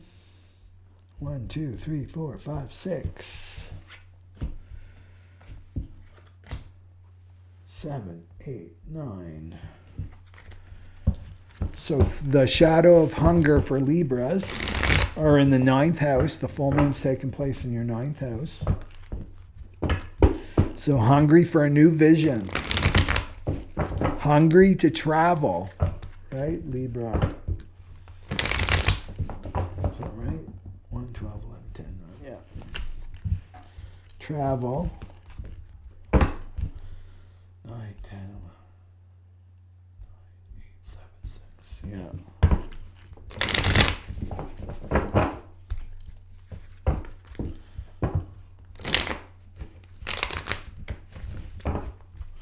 Could be hungry for some new spiritual path, new spiritual teaching, too.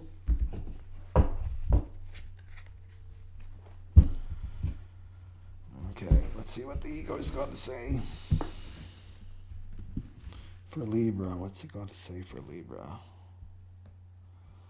There we go.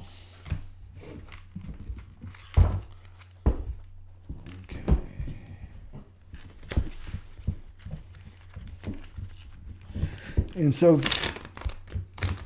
the shadow of turbulence, because we got the 36 in the solar plexus in your sixth house, and then the 35 is in your 9th house, and that makes a channel. So turbulence around your workplace, what you're doing in your work. Could be lots of emotions coming up there. Conflict. These are enemies. Adversaries.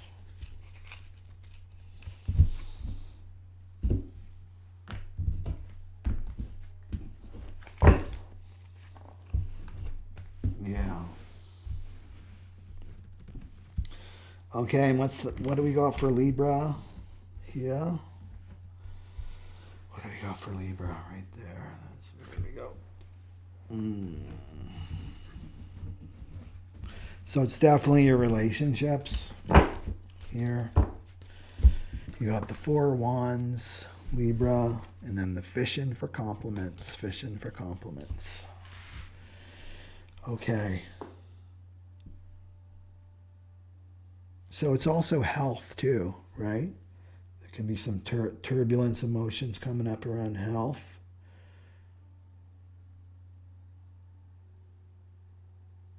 And then this hunger. This hunger.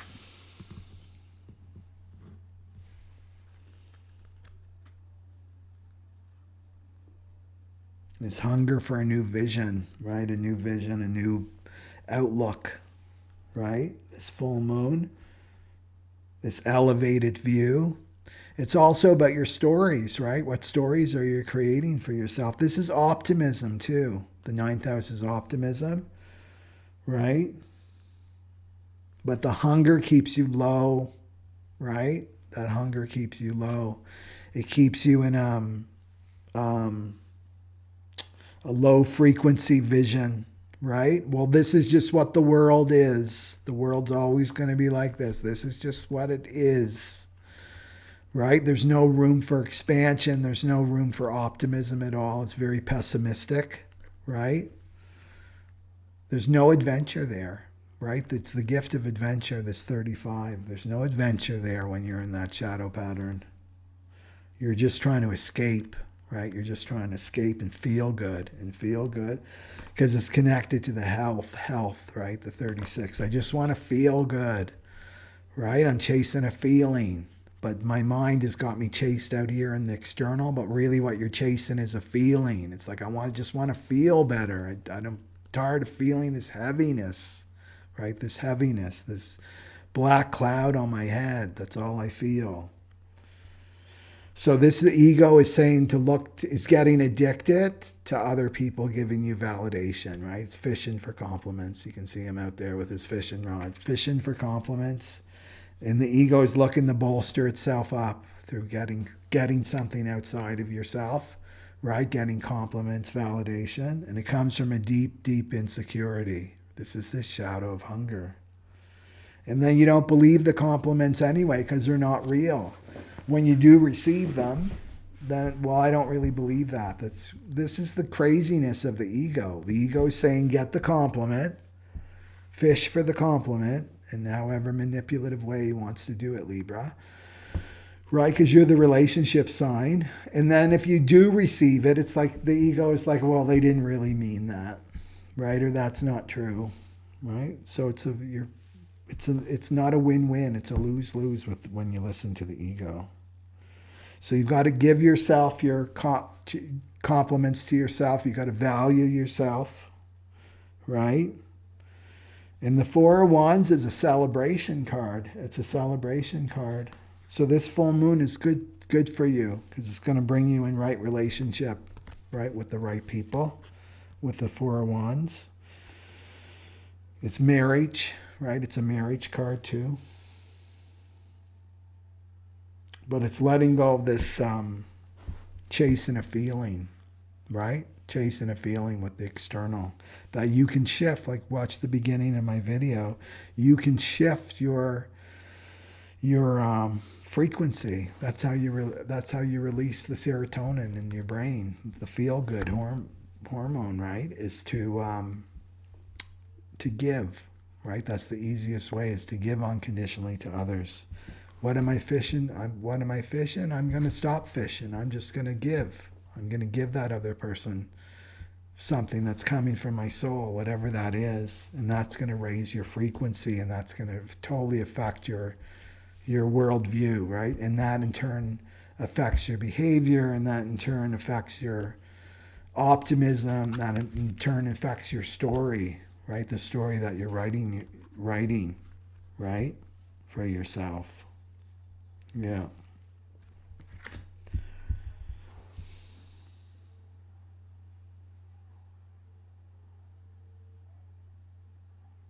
Okay, that's what I got for Libra. That's what I got for the Libra. And then we got Scorpio. We got the Scorpio. Let's see. 1, 2, 3, 4, 5, 6, 7, 8. So the Scorpio has the shadow of hunger, this full moon, in the 8th house.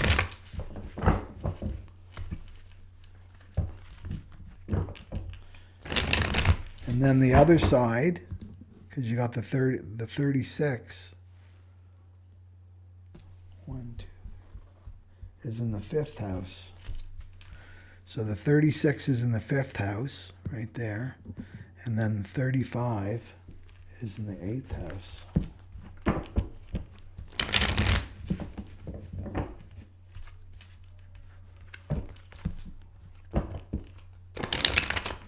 That's right.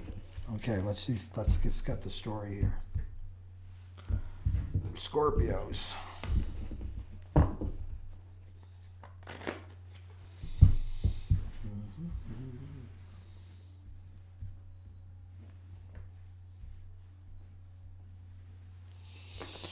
Scorpio, right there.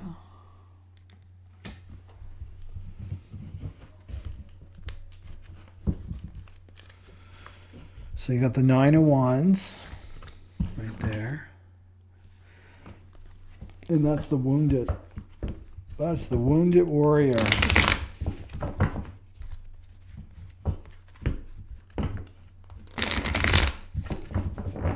Well, that's a sexual house, just because we're talking Scorpio. Your 8th house is sexual. And it's ruled by Gemini. So hunger for that.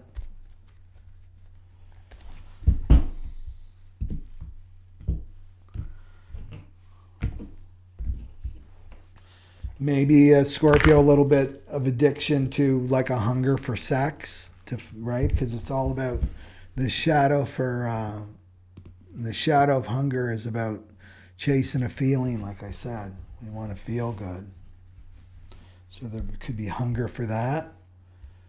And then you've got the 36 in the 5th house, and the 5th house is romance, and Neptune's dissolving all of that. Dissolving all that. Okay. Oh, God. You can't make this up. Look at that. You see that? You got the sex trap card. That's the ego card. Okay. So we know where we're going here with Scorpio. So Scorpio, hungry for sex. Hungry for the feeling of what the feeling gives you, which is the escape from the discomfort, escape from the emotional pain, right? Escape from this, right? The work that we're called to do now, from the 0 to 7 years old, the emotional body work that we have to do. Scorpio's listening to that ego, right? With the sex. And the 9 of Wands is saying that I'm tired, right? I'm tired of fighting this, right? But it's also, I'm tired of fighting this. I'm tired of repressing this emotional pain that's coming up, right? That I'm being called to work through in my life. Because we don't grow and evolve unless we go through this emotional body, right? That's the way through evolution. It's the only way through evolution is through our emotional body. That's doing our inner work, inner child work, inner shadow work. Yeah. And it's also the 9 of Wands. It's boundaries. Let's see how that fits with... So the sex trap card, that's an easy one, right? It's the ego is seeing yourself and others as objects and not spiritual beings having human experiences. And this is sex. This is lust. So desire, like sexual desire, is natural. Scorpio, you know this. But when it's mixed with fear, then it turns into lust. It turns into lust, and it's all about building that ego up, right? It's just about lust is all about building that ego up, right? Seeing yourself as an object, seeing that other person as an object, right? So you want to transmute that passion, because that's what it is in its purest form. Is sexual desire is passion, and you want to mix that with love, unconditional love, and then it's correct. Yeah. So this is using sex to escape your discomfort of the emotional work that you have to do. And then the Nine of Wands is a good card in a way, because you're persevering.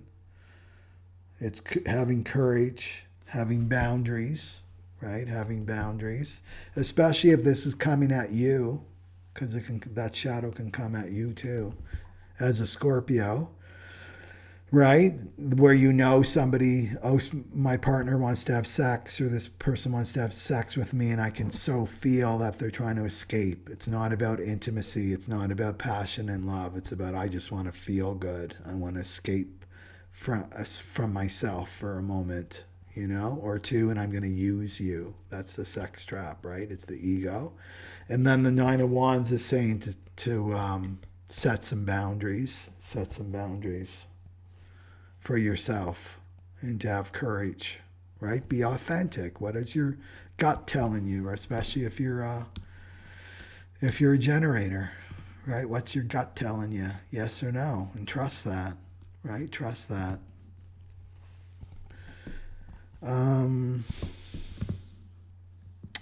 Okay, so watch that. And the sex trap has you choosing bad partners, right? I need anything. This is the hunger, the shadow of hunger. I need anything to distract me from myself. I'll even hang out with these bad people. I know they're bad people, but at least I don't have to face my own discomfort. I don't have to face myself. But it doesn't, I'm bored, all right? I don't want to feel that emptiness. To watch this, and it's around sex. And Nine of Wands is like, stand up for yourself, right? Set your own boundaries for yourself if you're on the other end, right? Listening to that ego, too.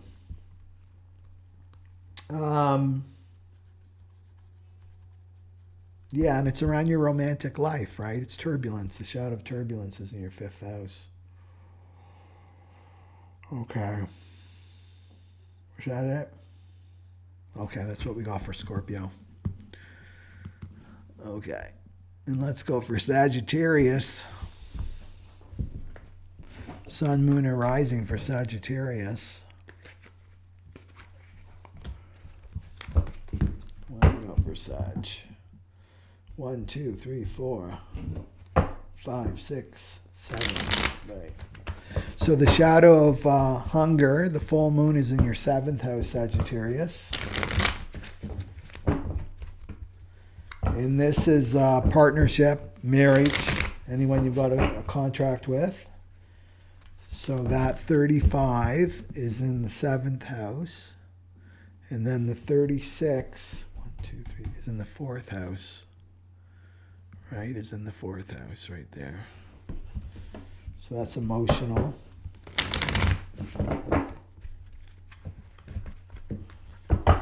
Okay.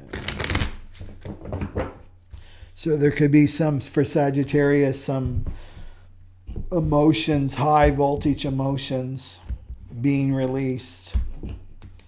And it's around your partnership or lack of partnership. But the root of it is connected to your mother. It can be connected to your mother. Some mother issues. What do we got for Sagittarius? This one right here. Oh, 10 of Wands. 10 of Wands. You've been carrying a burden. You've been carrying a burden, Sagittarius. Holding up that burden. Taking on extra work, extra responsibility. Feeling responsible for your partner. Right? Using your partner to escape. Right? Using your partner to escape these feelings, this discomfort. Hungry. Hungry to escape from feeling bored, feeling empty, that emptiness. Wanting to feel good. Maybe addicted to having a partner. Addicted to your partner. Could be codependency, right? Let's see. Let's see what the ego's got to say here, and then we'll get the full picture. What do we got for Sagittarius? That one right Okay, you got the groupthink card here. Groupthink. That's the ego card, is groupthink. And that's allowing other people to dictate what is good for you, right? So giving up your uniqueness to a group. So carrying this burden, this emotional burden that's related to your partner. Yeah. Using your partner, right, to escape this discomfort. And listening to others, not listening to yourself. That's what groupthink is. And remember, we have to be authentic. In the Aquarian age, in this new cross of the sleeping phoenix, you have to be your authentic self, and that means connected to yourself.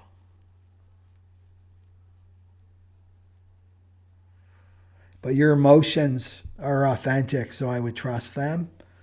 Sagittarius, whatever's coming up for you emotionally, what's emotionally is being released. Neptune's in the 4th house, so it's all coming. It's dissolving. It's coming up. This is our early childhood stuff, right? Our connection with our mother, right? All that's coming up. Yeah. And you're ready. The good news with the 10s in tarot is it means it's an end. It's an end. So it's like, this is when you have to listen to yourself, you know?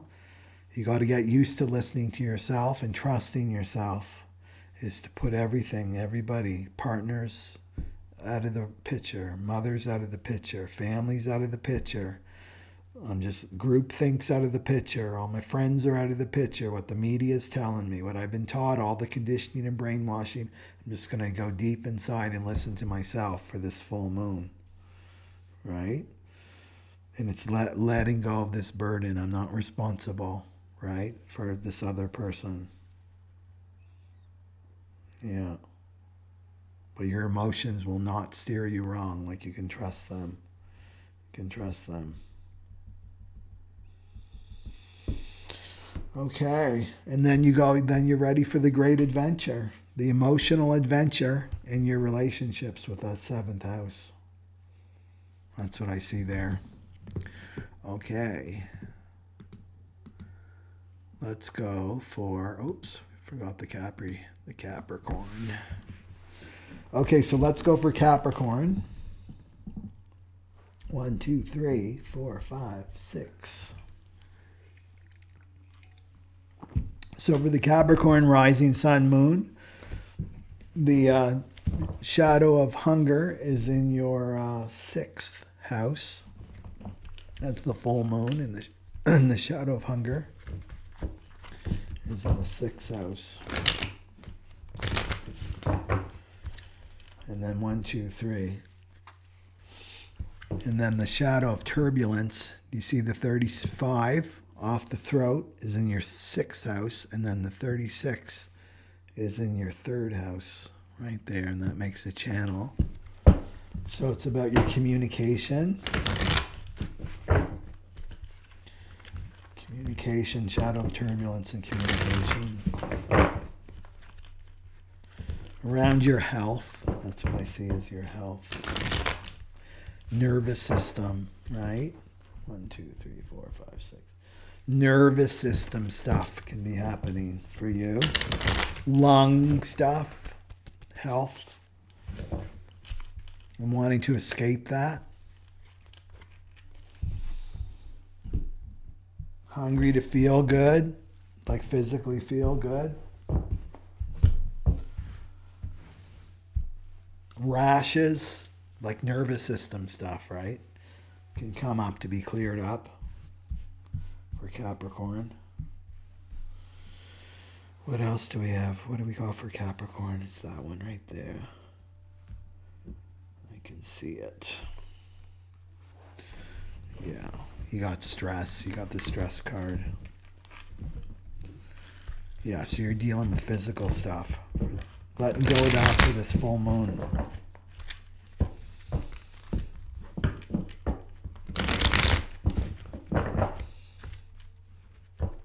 Hunger to feel good.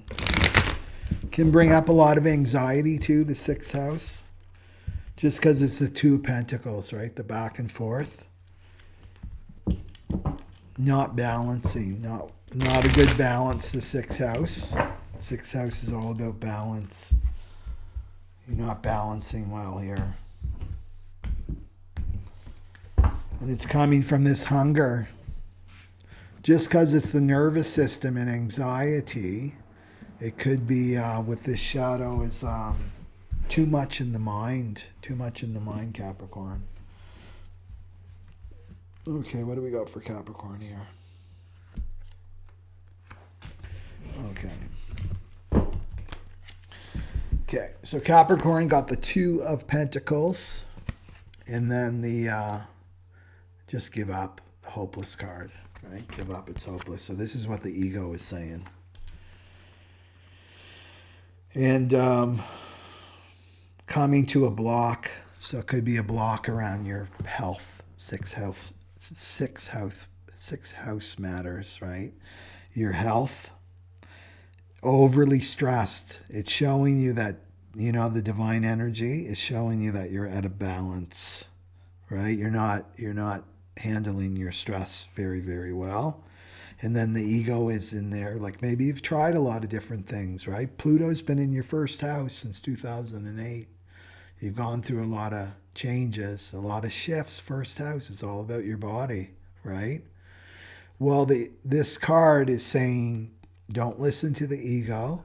It's saying to persevere, right? Persevere, that you're coming close. You're coming close, and just keep persevering, right? Keep moving through these blocks, right? Yeah. Keep moving through these blocks around your health, sixth house stuff. Keep loving yourself, right? Don't go into this stress and this, well, this is, I just have to work. This hunger. What are you running from? Right? With your work, what are you running from? Right? What's your mind saying that you need to fulfill you? Don't stop listening to that ego and mind, and just stop. Just start listening to yourself, right? Because it's affecting your health. That's what this is saying. The shadow pattern is affecting your health, right? Because you're running away. You're running away from something. Let yourself be empty. Let yourself be bored, right? Listen to the self. That's what I say there. And it's about your mind. Just because the 36 is dissolving. It's Neptune. Neptune's there. That's the big ocean. You can't fight it. Something's happening with the mind in the way that you're thinking, right? You're beginning to see it, right? You're beginning to see how your thoughts are affecting your health, your nervous system, your lungs, all that stuff, right? And then allow yourself, Capricorn, to go on an adventure around sixth house stuff, around your health, right? Trial and error, especially if you're a third line. If you've got a 0.3 in the sun or the 0.3 in the red, you know this. I'm the adventurer. I'm just going to try. I'm going to try this. I'm going to try that, but it's coming from love. It's coming from deep within my soul. It's not coming from my mind and the ego. This ego, not self, does not love you, right? It will give you all the sweet sounding words. It'll bring you flowers and chocolates, but it does not love you, this ego, this voice in your head, right? You want to be listening to your deeper self right here. And then this is going to raise the serotonin, because that's what you want, Capricorn. It's like, I just want to feel good. I'm tired of battling these blocks since 2008. I just want to feel good for once. When's this going to end? It's like, don't give up. Persevere. Pluto's moving into Aquarius next year, right? Keep your frequency up. You're almost there, Capricorn. You're almost there. But this is saying you need some work, right? You need to come more into balance. Work, and rest. More into balance, because the Capricorns like to work, right? They like to be busy working. They're not good at self-love and attending to their emotions. I'm speaking generally, right? Okay.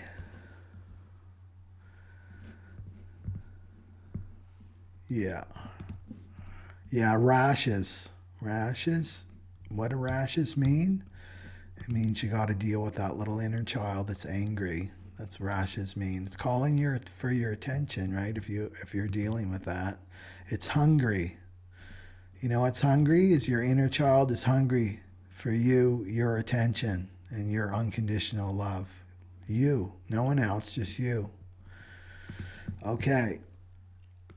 So let's go for Aquarius. It's Aquarius. Let's see. 1, 2, 3, 4, 5. So for Aquarius, Sun, Moon, or Rising, you have the shadow of hunger in your 1, 2, 3, 4, 5, fifth house. So that's the full moon and the shadow of hunger in the fifth house. And then on the other side, you can see right there, Aquarius, 35 coming off the throat chakra there. And then the 36, this makes a channel. The 36 is in the second house. So the second house, Neptune in your second house. Sun or Earth, Moon, Earth, and Mars in your fifth house.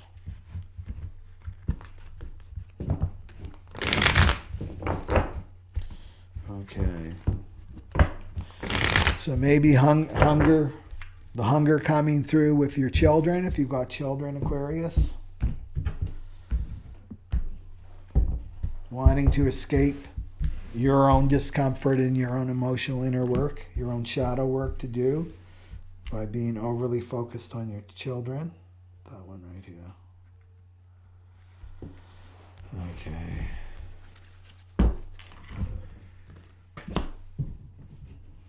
Okay. So you got the withdrawal card.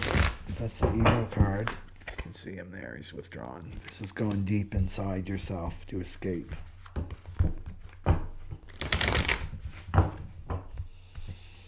This is about not expressing, because it's the fifth house. So let's go into just you if you got no kids. This could have been a dynamic for you, Aquarius, what you did as a child, right?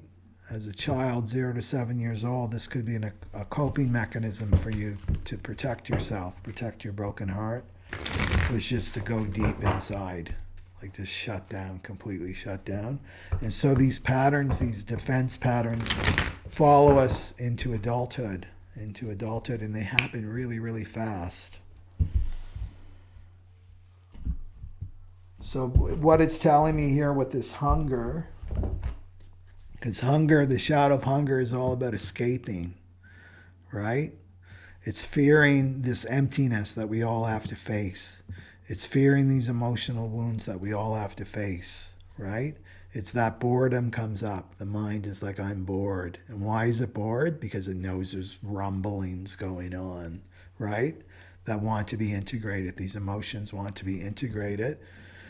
But if you're busy on your phone and all your gadgets and filling your mind with all of activity or running around with activity, right? Or some kind of addictions to try to escape this discomfort, right?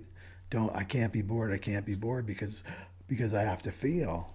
That's why people are so petrified of being bored and being alone. Okay, what do we got for Aquarius here? This one here.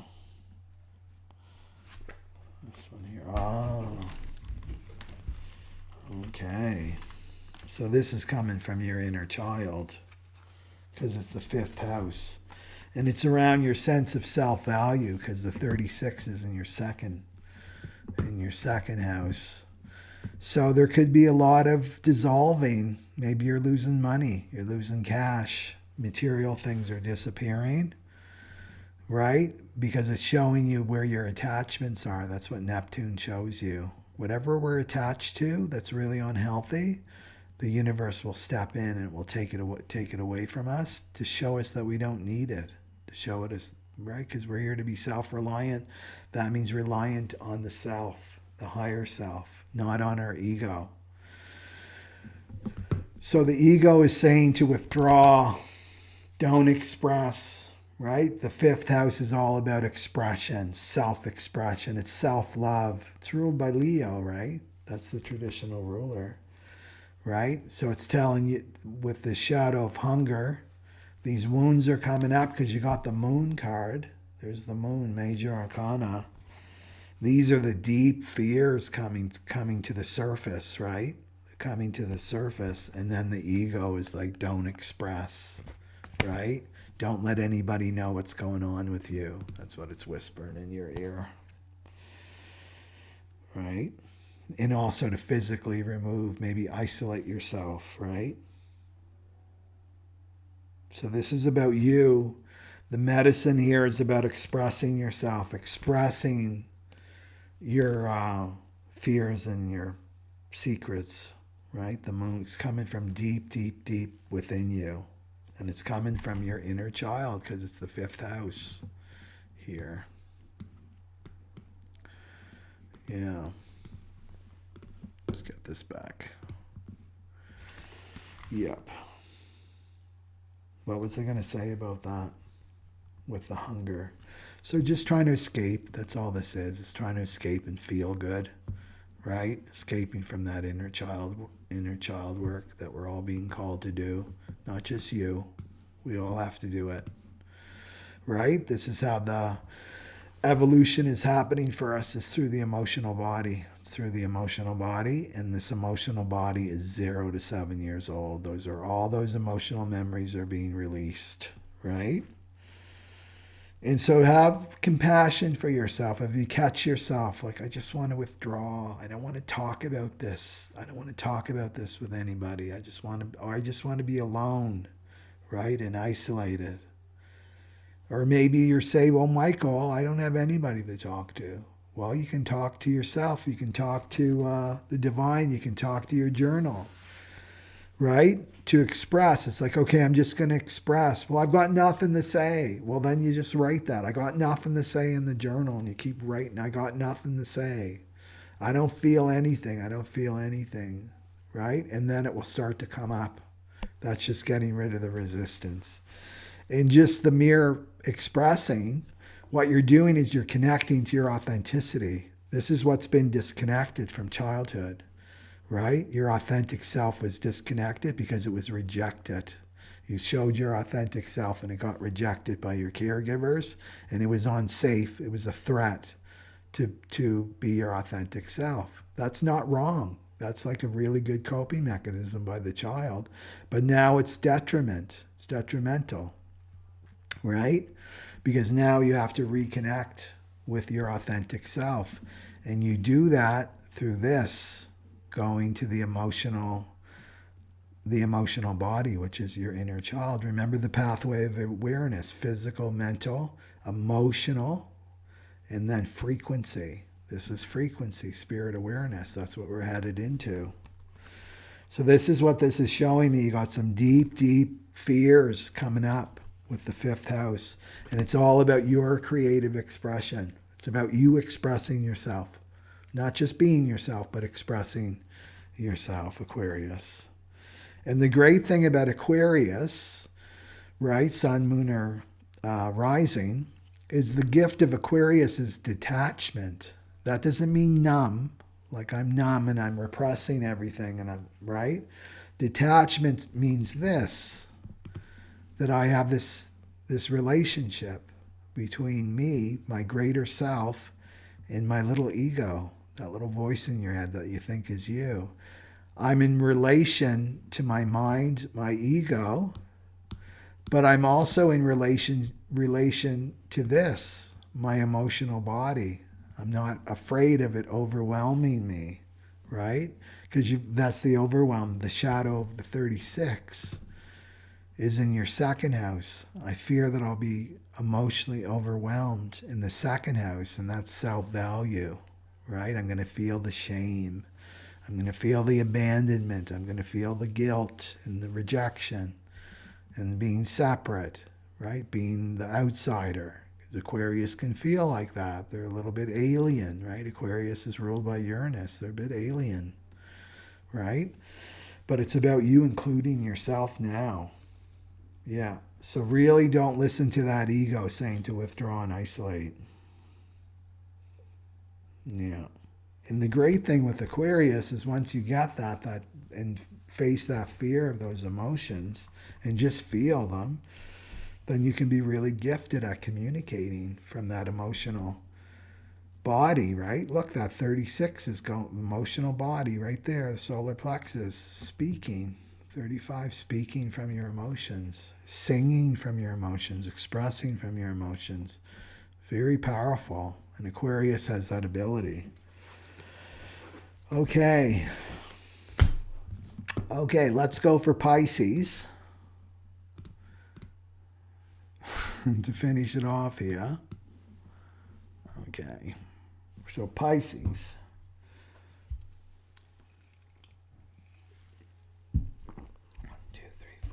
So you got the shadow of hunger is in your 1, 2, 3, 4 in the 4th house. The 4th house here. We'll do that so we can see that better. Okay. And then of course so Pisces, Sun, Moon, or Rising, you got the 35 in your 4th house, and then you got the 36 in your 1st house because you're ruled by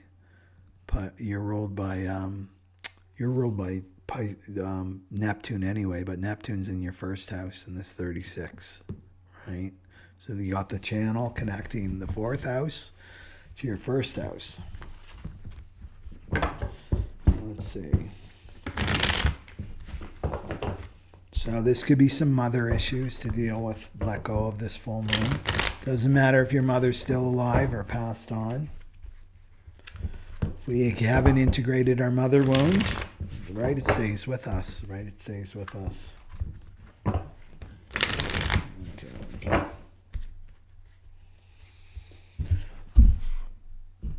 Let's see here. What do we got for Pisces? What do we have for Pisces? What do we have for Pisces? Tell me what we have for Pisces. That one right there.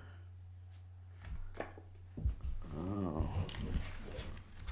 That's so perfect because Pisces is the end of the road, right? The last Zodiac archetype.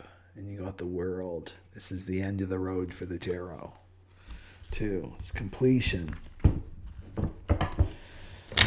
Right? It's a completion. It's a cycle of destiny coming to an end. Some cycle is coming to an end for Pisces.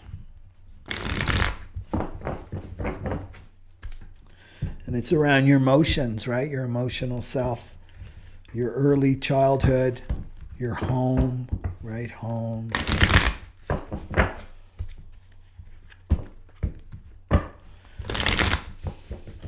So the way the ego can work with that is like, I'm hungry for a new home, right? I'm escaping. I'm hungry for a new feeling. I want something outside of myself to satiate this hunger, right? And the hunger is all about escaping how you're feeling. And just because it's in the 4th house, it's escaping your emotions.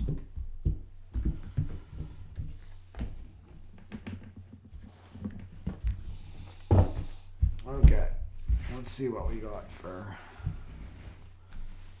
the ego card. What's the ego card for Pisces? This one right here. Okay.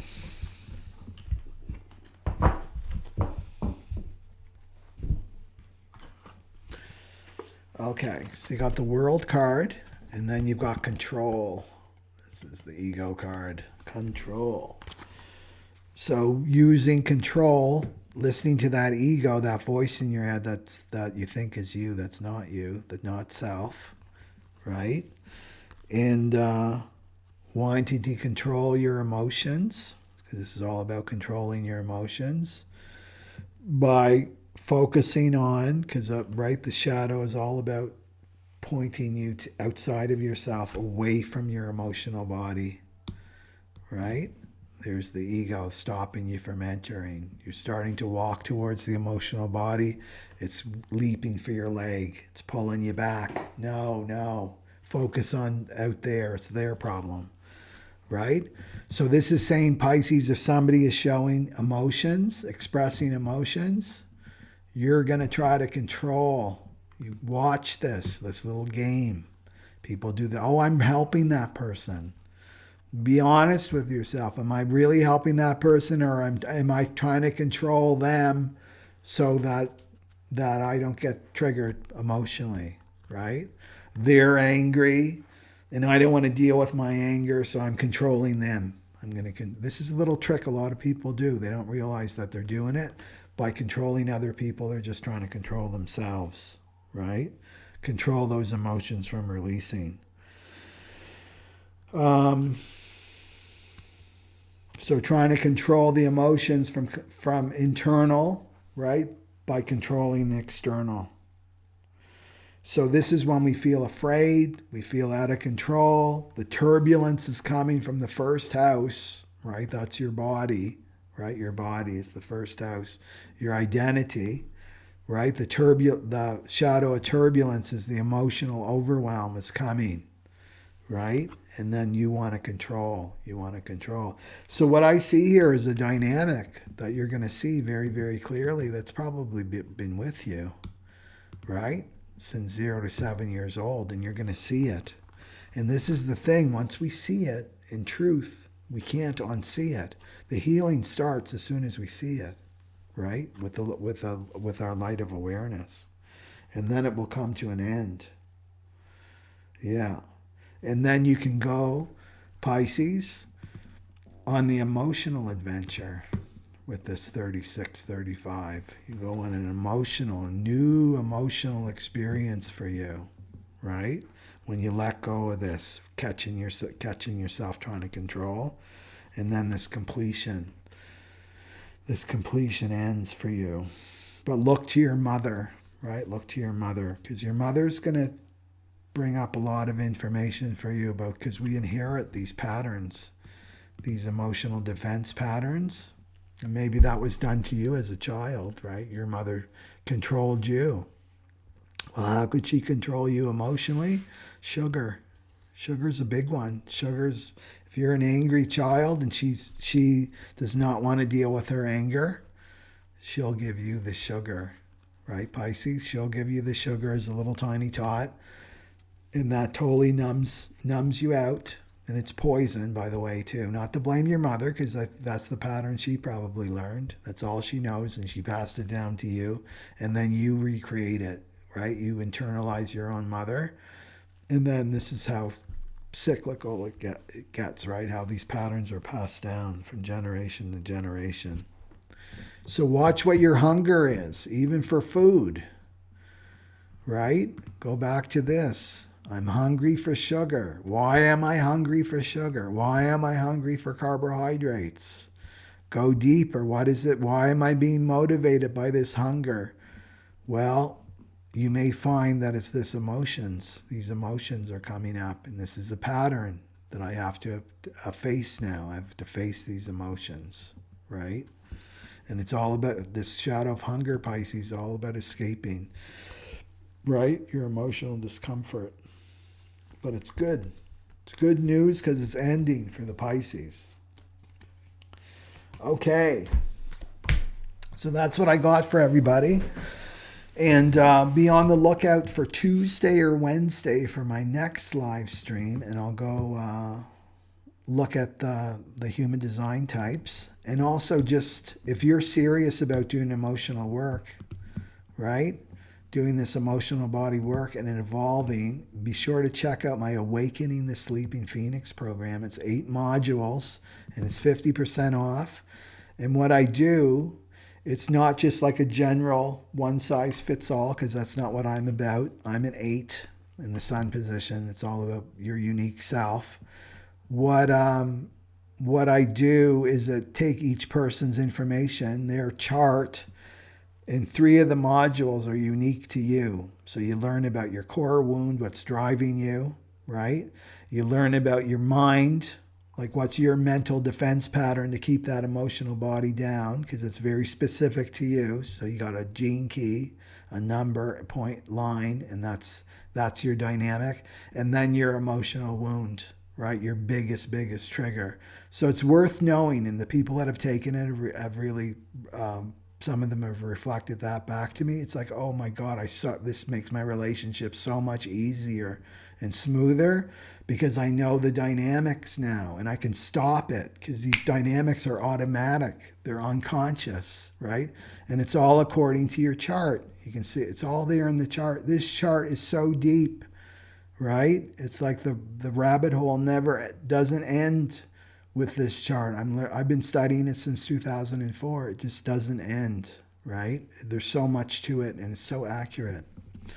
So if you feel called to that, because it's not for the light of heart, if you're not serious about your spiritual journey, then you're not going to benefit from it. So don't bother, right? But if you're really serious, like I'm ready to face this now, I'm strong, I'm ready to face it, I'm ready to do my soul destiny, then it's for you. It will really help. And you've got permanent access to it too. Okay? So thank you for everybody for joining in, and look out for Tuesday or Wednesday, and be sure to sign up for my newsletter because I give the heads up there too. Okay? Okay. Have a great day, evening, everybody. Satnam Aloha.